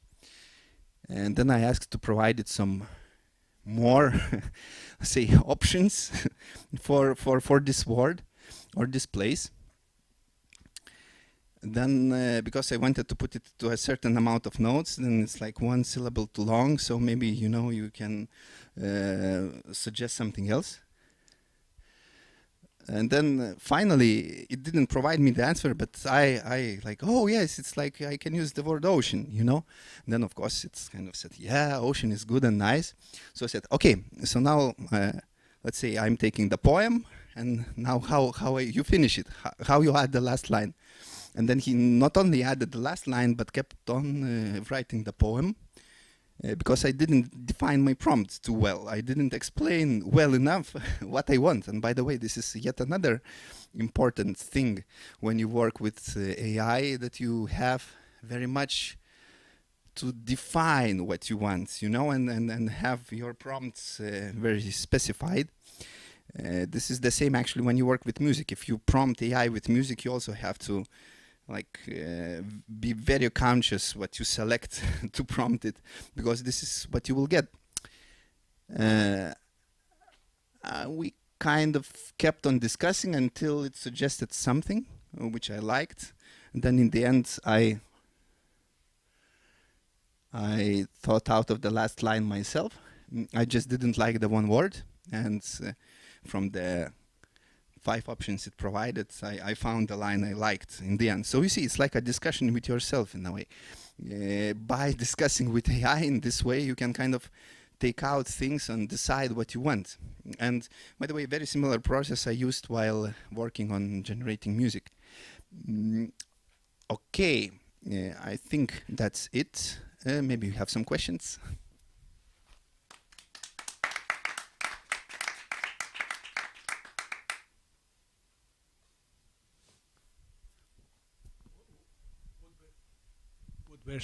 What version did you use of ChatGPT? The 3.5? The 4? Fourth. The Yes, the fourth. Okay. It's a bit better at creating Yeah, stuff. absolutely, yeah. Yeah. It was like half a year ago I did this experiment. By the way, we will talk about this experience of creating opera with AI on Saturday, together with my colleagues who worked as well with me, the theater director and visual artist who generated visuals. Yeah, I want to come back to one of the ideas that you introduced. I was thinking in what Roland Barthes says about the death of the author. So you can. There's a moment in which in the academy accept that you cannot, the artist or the author cannot control the message, because the message is transformed by the audience, and each of us has a different experience. So when you are exposed to a masterpiece or a work, your reaction can be totally different than the person next to you. According to that, what's the role of the artist? Because you create something that you expose to the audience, but you cannot control the reaction from the audience. So how is that nowadays, in which each person, according to their exposure, to their knowledge, to their background, has a different reaction? How is that? I think it's very hard to predict reaction generally. I mean, you could try to predict reaction of certain type of people you know very well, and even then it's like quite vague. But I think it's the beauty of art. Music is quite abstract art. I mean, even the photography, you know, it's just filtering the reality through you and putting it for the world to see, and hoping that somebody will be impacted by it, and hopefully positively in the end, you know. So it's not that you are trying to control that. There are ways which work, for example, in film music, right, which work in certain conditions, I would say, because they are based on like some kind of archetypes or stereotypes or tropes, you know, which usually work for most of the people, and they're not in the foreground. But if you talk about more, let's say, abstract, experimental art, I think its idea isn't even to control, you know, it's maybe just to expose, put it there for others maybe to think about or feel about. You know, it's a tricky thing. I also noticed another important moment. I think that the listeners or the consumers of art, if you may, they always like something they know and understand, because how can you enjoy it if you don't understand it? I might enjoy the flow of the poem in Greek language, but I wouldn't enjoy it fully if I don't understand the Greek language, right? So in a way, I would say that this stuff, you know, that might really work for most of the people is the controlled part. Now this another part is this kind of entropy, you know, and this is, I think different genres or contexts of music and art, they play with this amount of entropy, or, well, unexpectedness, or leaving the space for unexpectedness, or for chaos, or for total disintegration of expectations or order, or even the language or understanding of the art. That means that, for example, if, I don't know, it's 2/3 of people know already and 1/3 of something new, it's already a lot. It's probably experimental art. You know, if you take something like pop music, for example, I think it's like maybe 5% of entropy or something like this. You know, that's...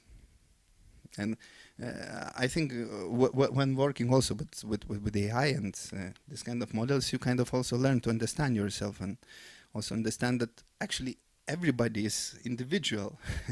It's a model in a way, trained model with their own similar but very distinct and specific experiences, which might be joined by the cultural commonness.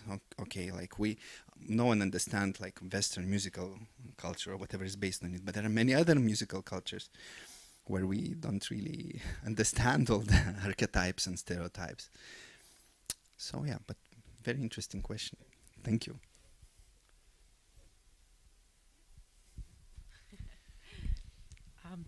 So my question would be a little bit broad, but you spoke that using AI, especially generative AI, lets you create without necessarily having the skills in your chosen medium. It's, I think, more true to pictures and text than to music nowadays. But if my set of skills, if my abilities inform the way I create, inform my patterns of thinking, what do you think will happen if we outsource these skills to AI, to algorithms in the future? Okay, it's I would say you still need a certain level of expertise, at least now, because to understand is it the result you need or not, you have to have quite a bit of level of expertise. You ask Midjourney to generate, I don't know, something in Rembrandt style. If you have no idea how Rembrandt style should look like, you wouldn't know if it's a good like iteration or not. Should you keep on generating 20 more times until you get something close to Rembrandt or not? So I mean, there is still always a certain level of understanding and expertise in this. But now about the outsourcing, you know, again, it's very hard to predict actually. I think we live in times where there are very much uncertainties and very much possibilities. So like answer could be yes and no. I mean, at the same time, strangely, although it's impossible. So I don't know.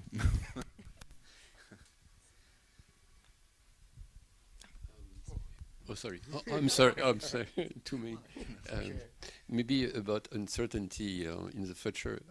I had a seminar with some artists in Montreal about the influence of AI and the change of AI. And in fact, after some moments, it came three main types of, let's say, archetypes. Some of them, they said, it's finished. There will be only robot artists. We finished, okay? So some of them believe that.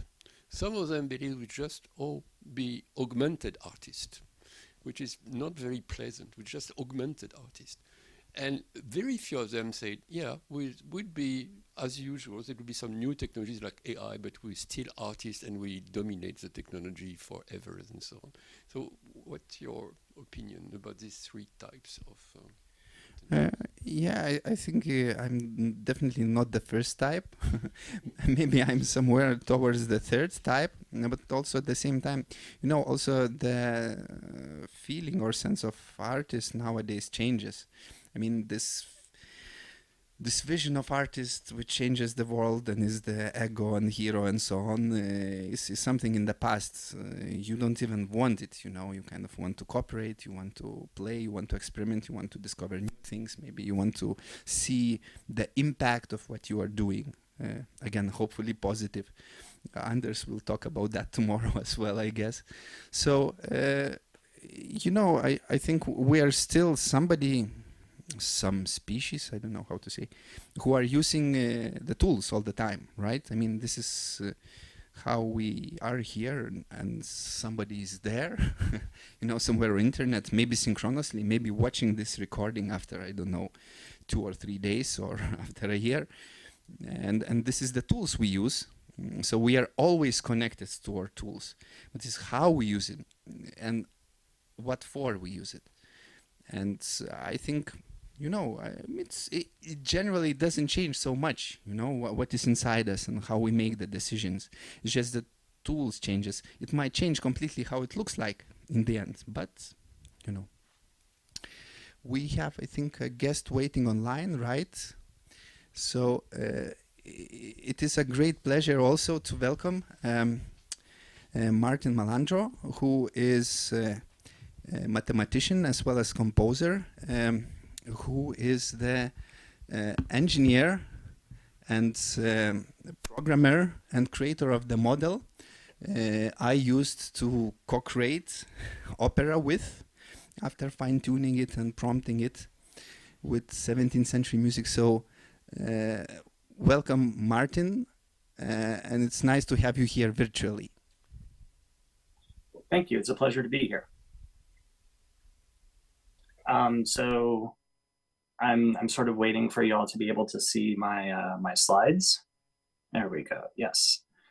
So yeah, good evening. My name is Martin Melandro, and I'm pleased to present my work on Composer's Assistant, an interactive transformer for multi-track MIDI infilling. And this is a talk about AI for music composition. So first, a little bit about my background and my motivation for creating Composer's Assistant. In addition to being a mathematician, I'm also a musician. I'm an amateur composer, and I'm a person who's just generally interested in algorithms and AI. And in this work, I set out to create an AI-backed tool that I and other composers can use for co-creative composition.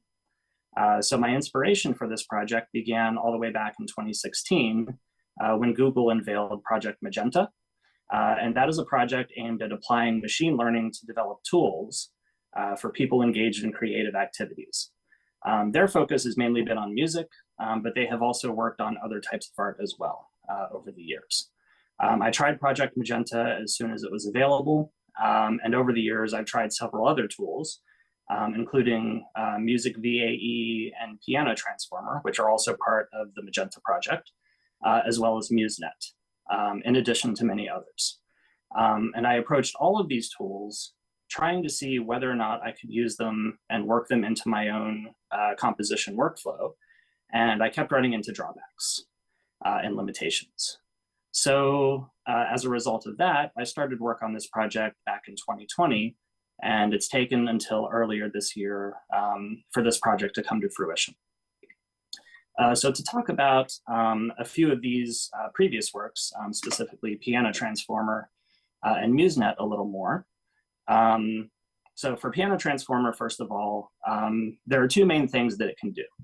So it can harmonize melodies and it can continue a piece of music. So for the first one, you can upload a monophonic MIDI file containing a melody, and Piano Transformer will generate a harmony in the form of a performed piano accompaniment. And some of these can actually sound quite nice. It can also continue a piano performance. So if you upload part of a song, it can generate a piano performance of a continuation of that song. Some drawbacks are, first of all, that it's only one instrument, right? It only does piano. But as a composer and an arranger, this is not really a huge drawback. Like it's usually not too difficult to take a piano performance and arrange it for other instruments, but that does take some time. A bigger drawback, at least for me, is that it cannot keep part of a harmonization or a continuation and regenerate the other part. So for instance, if it generates a harmony for the melody that you upload and you like chords 1, 3, and 4, but not chord 2, there's no way to ask it to keep chords 1, 3, and 4 and try again on chord 2. So the generation is kind of all or nothing for harmonies. Next, let's talk about MuseNet a little bit. So MuseNet does one thing. MuseNet continues a given piece of music. So MuseNet is capable of generating reasonably coherent music at the time scale of minutes, which is still impressive today, and it supports multiple instruments. It does not support every MIDI instrument, but it supports drums and enough other instruments where it can generate music that a whole band would play or would be capable of playing. It can also condition its generation on artist label, which is a sort of fine-grained genre sort of conditioning ability. Again, much like Piano Transformer, it has a drawback, and that drawback is that it cannot keep part of a continuation that you like and regenerate the other part. So for instance, if you give it a MIDI file and you ask it to continue it, and you like the drums and the bass in the continuation, but not the guitar that it generated, there's no way to tell it to keep the drums and bass exactly as they were before, but try again at the guitar part. Okay, so another drawback of these models, and many before them, is that interaction with these models as part of the composition process is slow. So to interact with either one, you start in your DAW, you create some MIDI, you select a portion of the MIDI in your file, you export the MIDI, then you have to go to your web browser, upload your MIDI into their system, wait for it to generate something, then listen to what it generated in their interface in your browser. And then if you like it, or at least part of it, then you download it, import it back into your DAW, and then you can finally start editing it in there to fit into your composition. So it would be a much better experience to have a generative system that is integrated directly in to the DAW. And finally, another drawback of these systems is that they just don't work anymore. So all that currently remains of MuseNet are demos. The model itself was never available for download, and it remains to be seen whether or not OpenAI will ever restore access to MuseNet for people to be able to upload their own MIDI files again. As for Piano Transformer, the model itself is publicly available. And maybe you could get Piano Transformer working on your own local installation, on your own computer, if you have TensorFlow 1 installed. But the official Colab notebook that Google released for Piano Transformer does not function anymore. So to get into my work, the problem that I set out to solve in this work is the following. So suppose we have a slice of measures from a song. In this example, we have 8 measures and 5 tracks, and we remove the notes from some of the measures within some of the tracks. So in this example, we have removed 1 measure up here from the clarinet track. We've removed 4 measures from the first of the 2 violin tracks. We've removed all of the measures from the viola track, and we've removed these 3 measures from the cello track. Okay, so the problem is to create a method capable of filling in the notes within these deleted track measures, given the notes that remain in these measures, and integrate that method into a DAW for rapid co-creative interaction. So in a digital audio workstation like Reaper, which is the DAW that I use and the DAW that I chose for this project for integration, we can use empty MIDI items to represent the track measures that we would like to fill. Okay, so we have an empty MIDI item up here, an empty MIDI item here, one here, and then empty MIDI items here as well. Okay. So solving this problem enables many useful applications. So for instance, among other things, we can use a solution to this problem to add accompaniment in the form of additional tracks to a piece of music. We can also use a solution to this problem to connect 2 parts of a song. So in this example, we would like to connect these 2 parts of this song with explicitly a 3-measure connection in which only the clarinet and the 2 violins play. We can also use a solution to this problem to continue a song. So in this example, we want 4 measures of continuation in which all 5 instruments play. So before I get into exactly how my system works and how it was trained, let me show you some examples of it in action. First, here's a piece of music.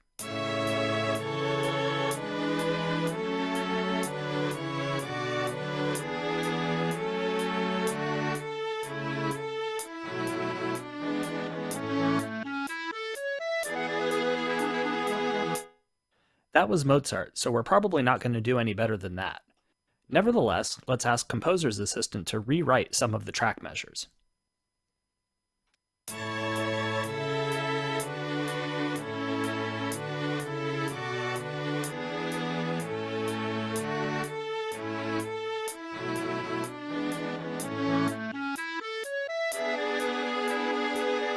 Composer's Assistant is meant to be used in an iterative, interactive manner. For instance, we can now rewrite just this track measure up here.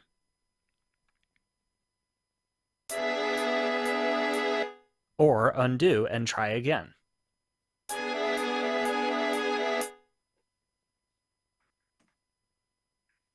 So to be clear, the system writes the MIDI directly into your DAW, so you can open up the MIDI that it generated and manipulate it directly in your DAW, however you like. So let's see some more examples. Using Composer's Assistant in a large project is easy. Just select the measures you want the model to see and run the script. In this example, we're filling in 4 measures of guitars and 1 measure of drums within this 20 measure context window.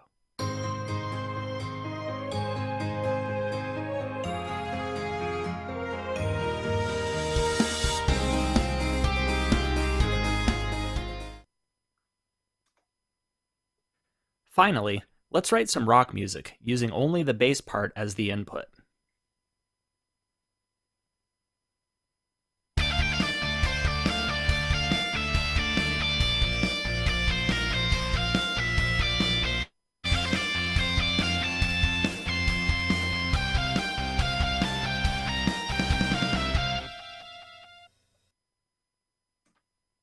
Okay, so that's how the user interacts with the system.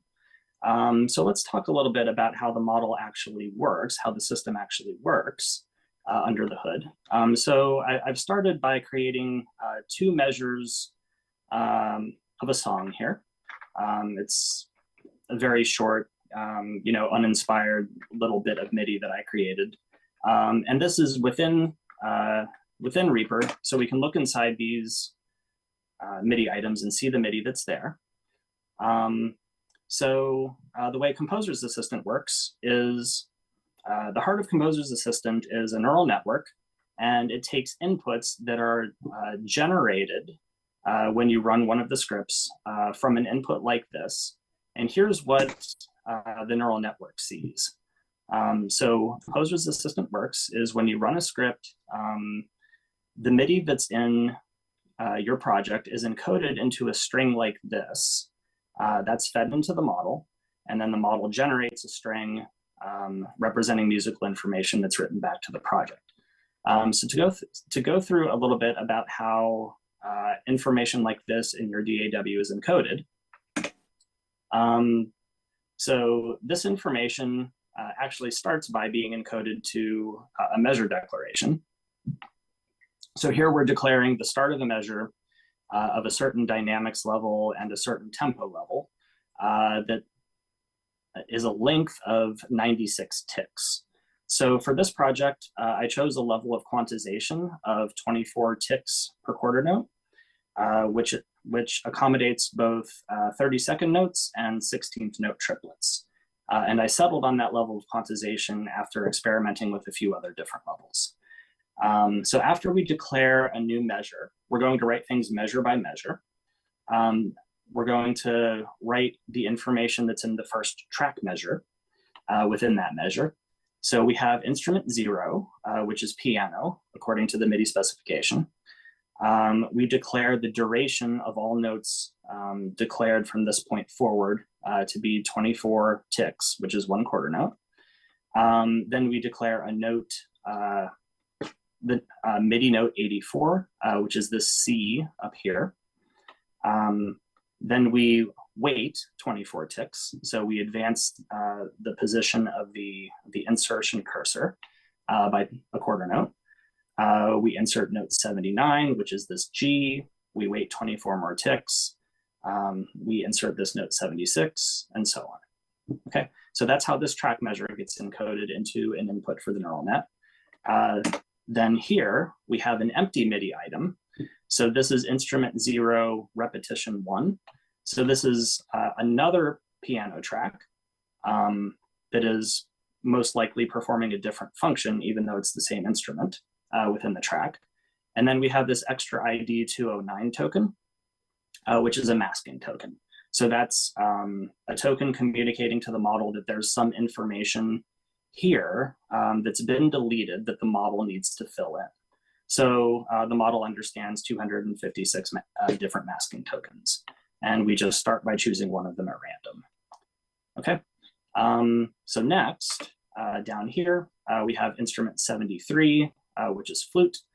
And here's how we encode notes of different duration.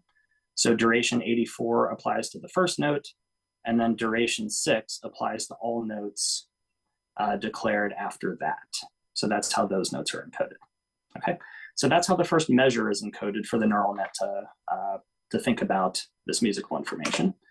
Then we declare the next measure, and then we have instrument 0, and there's some information that's been masked and the neural net needs to fill in. So that's up here. Next, we have an instrument 0, repetition 1. And here's how we encode chords. So we just include, so we just write the notes in the chords from lowest pitch to highest pitch. So note 41 and note 53 are these F notes in the first chord. And then finally, we have this track measure down here. Okay. So let's go ahead and put this information into Composer's Assistant and see what comes out. Okay. So, so the output, the Composer's Assistant, the model generates is the following. So the neural net has been trained to output, first of all, extra ID 209, which corresponds to the first extra ID, the first masking token, followed by a string representing musical information, which the neural net understands goes here, and which we know goes here in the project. And then after it's generated all of that musical information, it knows to generate extra ID 210, along with the musical information that it thinks goes here, which we know corresponds to this track measure, and finally an end of sequence token. And from this information, we can write this information into these empty MIDI items in our project. Okay. So that's how Composer's Assistant sort of works under the hood.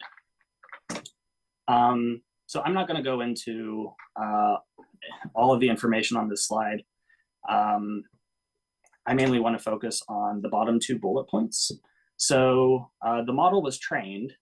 The model is a sort of a standard T5-like encoder-decoder transformer model that was trained on approximately 60 million examples of measure slices, as in the previous slide, taken from real songs. So Composer's Assistant was trained only on copyright-free or otherwise permissively licensed MIDI files for a few reasons. So first of all, the legal status of training models on copyrighted works is currently unclear. And there's a lot of discussion right now about how training on copyrighted works can be harmful to the creators of those works. And secondly, I really want composers to actually be able to use the system. So training only on permissive data gives us reasonable confidence that Composer's Assistant will not output any musical ideas that are currently protected by copyright. So there's always, with any sort of random system, there's always the slim chance that Composer's Assistant might output some copyrighted piece of music, even though that music was not in its training set. But I think the chances of that happening on any given interaction are vanishingly small. And also as a consequence of its training set, Composer's Assistant is most fluent at writing things like classical music, folk music, and choral music, although there are some more modern styles, including MIDIs that I've composed myself in the training data set as well. So the code that I've released supports fine-tuning by end users with modest hardware to personalize how Composer's Assistant writes. So I've shown my system to a number of other composers, and the most common reaction I get is, that looks really cool. Can I get it to write like I do? So the answer is yes, as long as you have like 30 or so or more MIDI files that you yourself have authored. You can fine-tune Composer's Assistant on your own computer, and within an hour or maybe 2 hours of training, Composer's Assistant will start to learn how to infill track measures in the style that you would, so in your style. So I'm about to wrap up here. Let me finish up by saying that I'm not the first person to consider the problem of multi-track MIDI infilling. So here's a comparison with some works by some other authors that I found sort of towards the end of this project. Of note, Composer's Assistant supports any number of bars and any number of tracks, subject only to a soft token limit of 1,650 tokens, corresponding to roughly 800 notes, both in the inputs and the outputs.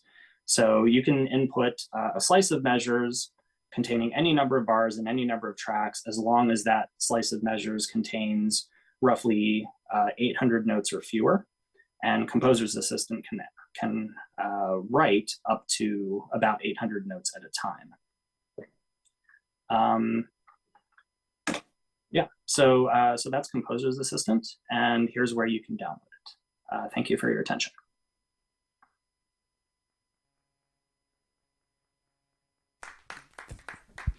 Thank you very much. Some questions? Yes. Yeah, I was wondering, does it recognize the style according to the MIDI information it has, or do you have style presets? I do not have style presets, and I don't really have genre information, so to speak, about most of the MIDIs that are in the training set. That's something that could be built into the system in the future, but right now the way it works is, the hope is that it will infer the style that it's to write in from the MIDI that you supply. Yes. Yes, and generally, I mean, if you fine-tune it with a certain style, it increases the probability it will keep on infilling on that style, which I can say based on my experience, as well as how you prompt it. As you prompt the, let's say, GPT model with text, you prompt musical model with music. You might even prompt it not with real music, but with some kind of collection of ideas you want to be built upon. You just express it not in text, but in you know, in notes, chords, and then it's the style you prompt it with. It kind of tries to keep in that style, more or less. Right. So it's actually not only the notes that you prompt it with, but with the instruments that you specify as well. So the model understands how to write for all 128 MIDI instruments. It'll write for each instrument differently from each other instrument, and it can also write for drums, as you saw. And is there some kind of form of a back propagation algorithm included in the system, meaning that if you reject certain things and confirm certain choices, does it learn while you're using the system? Does it make decisions based on what you've rejected and what you've accepted? Not currently. That would be something that would be really interesting to implement in the future. So no, currently it doesn't learn from your choices, but if you undo and try again, it will explicitly attempt to prevent outputting the same thing that it output before. It is possible to back the system sort of into a corner to where it can't sort of get out and generate different solutions. But well, there are ways around that, like increasing the temperature or using a different script that I've supplied. But no, currently it does not learn from your choices. That would be something really cool for the future, though. Yeah, my question is related to this feature that you introduced in your answer. So, what's the future of composing according to you? How do you see this future? So you are closer to technology. So how do you see that in 5 years, for example? Yeah, sure. I think it's anybody's guess at this point, honestly. I think there will be tools for composers, like the tool that I've created and the tool that I'm still continuing to work on improving the system. So I think there will be many tools like this for composers, and I think DAW integration for future tools is a really big thing that a lot of people in the music AI, at least in the academic side, are thinking about. I will say, like back with these two previous works, both of them have since been integrated into DAWs. I don't think either system is publicly available yet. So I think I'm sort of the first person to market with a tool that's DAW integrated, at least that's publicly available for anyone to download and use in their work. I think there will also be tools that are disruptive and harmful to people who are trying to make a living as composers. I think there will be, sort of one button, press a button, get a song, or models that can be prompted with text, like melodic rock in 4/4, tempo 140 BPM, and it'll output a coherent 3-minute song, and it remains to be seen whether consumers actually want that. You know, I think there's been a lot of pushback on outputs of generative models. Like, personally, whenever I see like a post on the internet that someone says, hey, I asked ChatGPT what it thinks about this, and it like lists what ChatGPT wrote, I don't even care. I just scroll past that. Like, I'm only interested in text that's generated by humans. That's just, you know, how I how I exist and how I read information from other people on the internet. And I think it's sort of a lot of people feel the same way about art and music. Like, yes, Midjourney can create some really cool things, and Stable Diffusion can create some really cool things, but I don't know that anyone's really interested in sitting there and looking at a bunch of images that someone else created with Stable Diffusion. They're more interested in seeing what actual humans have produced artistically. And I think with music, it'll go, you know, both ways. Some people will like the AI generative stuff, and some people will still prefer music that's been generated, you know, created by humans. But it's really anybody's guess. I have a question. Thank you for the integration of Reaper. I think that's really a game changer. I was wondering if you, since you already have the integration in Reaper and it's script-based, are you considering investigating of using your model into the more production style of like, let's say, mixing and learning models of mixing, balancing, and so on? Yeah, I'm really interested in AI models for mixing, actually. I think that would empower a whole lot of bedroom producers like myself. I spent, you know, the first few years of learning how to do music composition actually focused on music production. And that is time just so that my music could sound okay, you know? And I think that's time that would have been better spent for me focused on composition. So that is something that I'm really interested in. And I do know of several people who are working on AI for mixing. It's a very different problem than the symbolic music that I've sort of worked on here, but it is something that I'm definitely interested in pursuing in the future.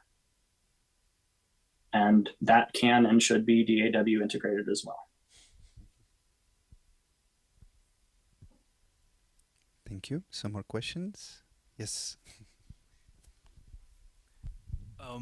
I was actually very surprised to hear your comment that you prefer not to read ChatGPT and you prefer art.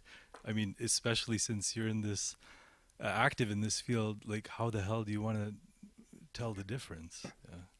Whether you're reading something that, I mean, you mentioned you'll scroll past something that someone mentioned that ChatGPT formulated, but we all know that with every week we're getting more and more content in social media that is AI produced, and how do you want to tell the difference in the future? What has been composed largely by products such as yours, and what has been created by human beings? Yeah, you know, you're absolutely right.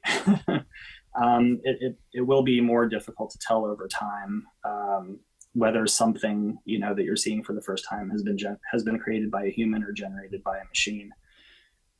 I don't think there are any easy answers there. So I will say in my interaction with many different models, both for text, for music, and for art, each model seems to have its own sort of personality. You know, like ChatGPT has its own sort of default personality, right? And it's pretty easy to recognize text that's been generated, at least by the free version of ChatGPT. Like, it speaks in a very distinctive style. The words flow very beautifully, and there's not a lot of content, right? That's sort of ChatGPT's default personality. And you can sort of push it into having other sorts of personalities by correct prompting. But sort of and it's the same for Stable Diffusion and Midjourney.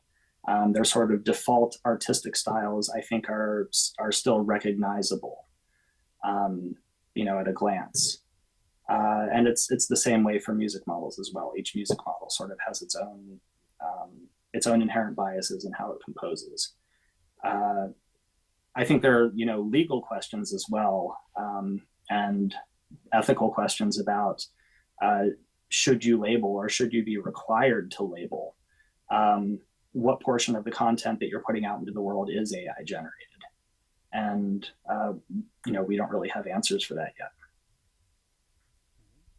Yeah, I might add also that to me also the most correct way to use AI is to have like this co-creation or dialogue with it. Also, to my understanding, if you leave it doesn't matter, is it like algorithmic composition or is like neural network based composition, if you leave what it generates as is, it's quite often not really usable, at least, or not at least interesting for me. I mean, you can kind of feel something which has a certain personality, but also a certain kind of weirdness, which is kind of not necessarily interesting, because I like weirdness, but some kind of interesting weirdness. But if you kind of work with it, if you keep on discussing with it, if you kind of keep on bouncing back a certain creative ping pong with it as a way of having conversation with the art or artistic style you want kind of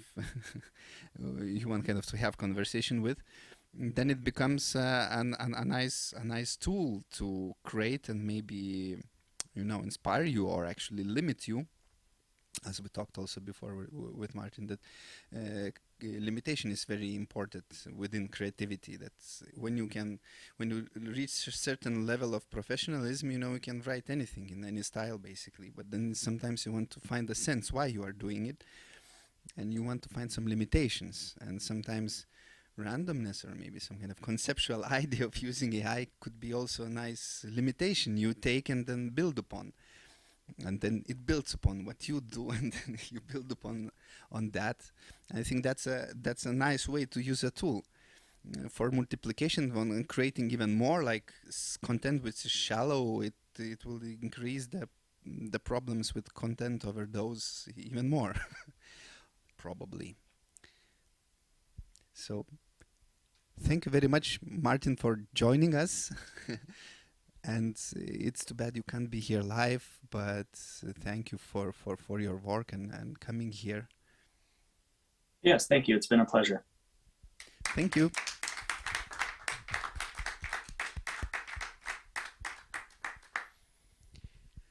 Okay, and so we end the session for today, and see you tomorrow. Good night.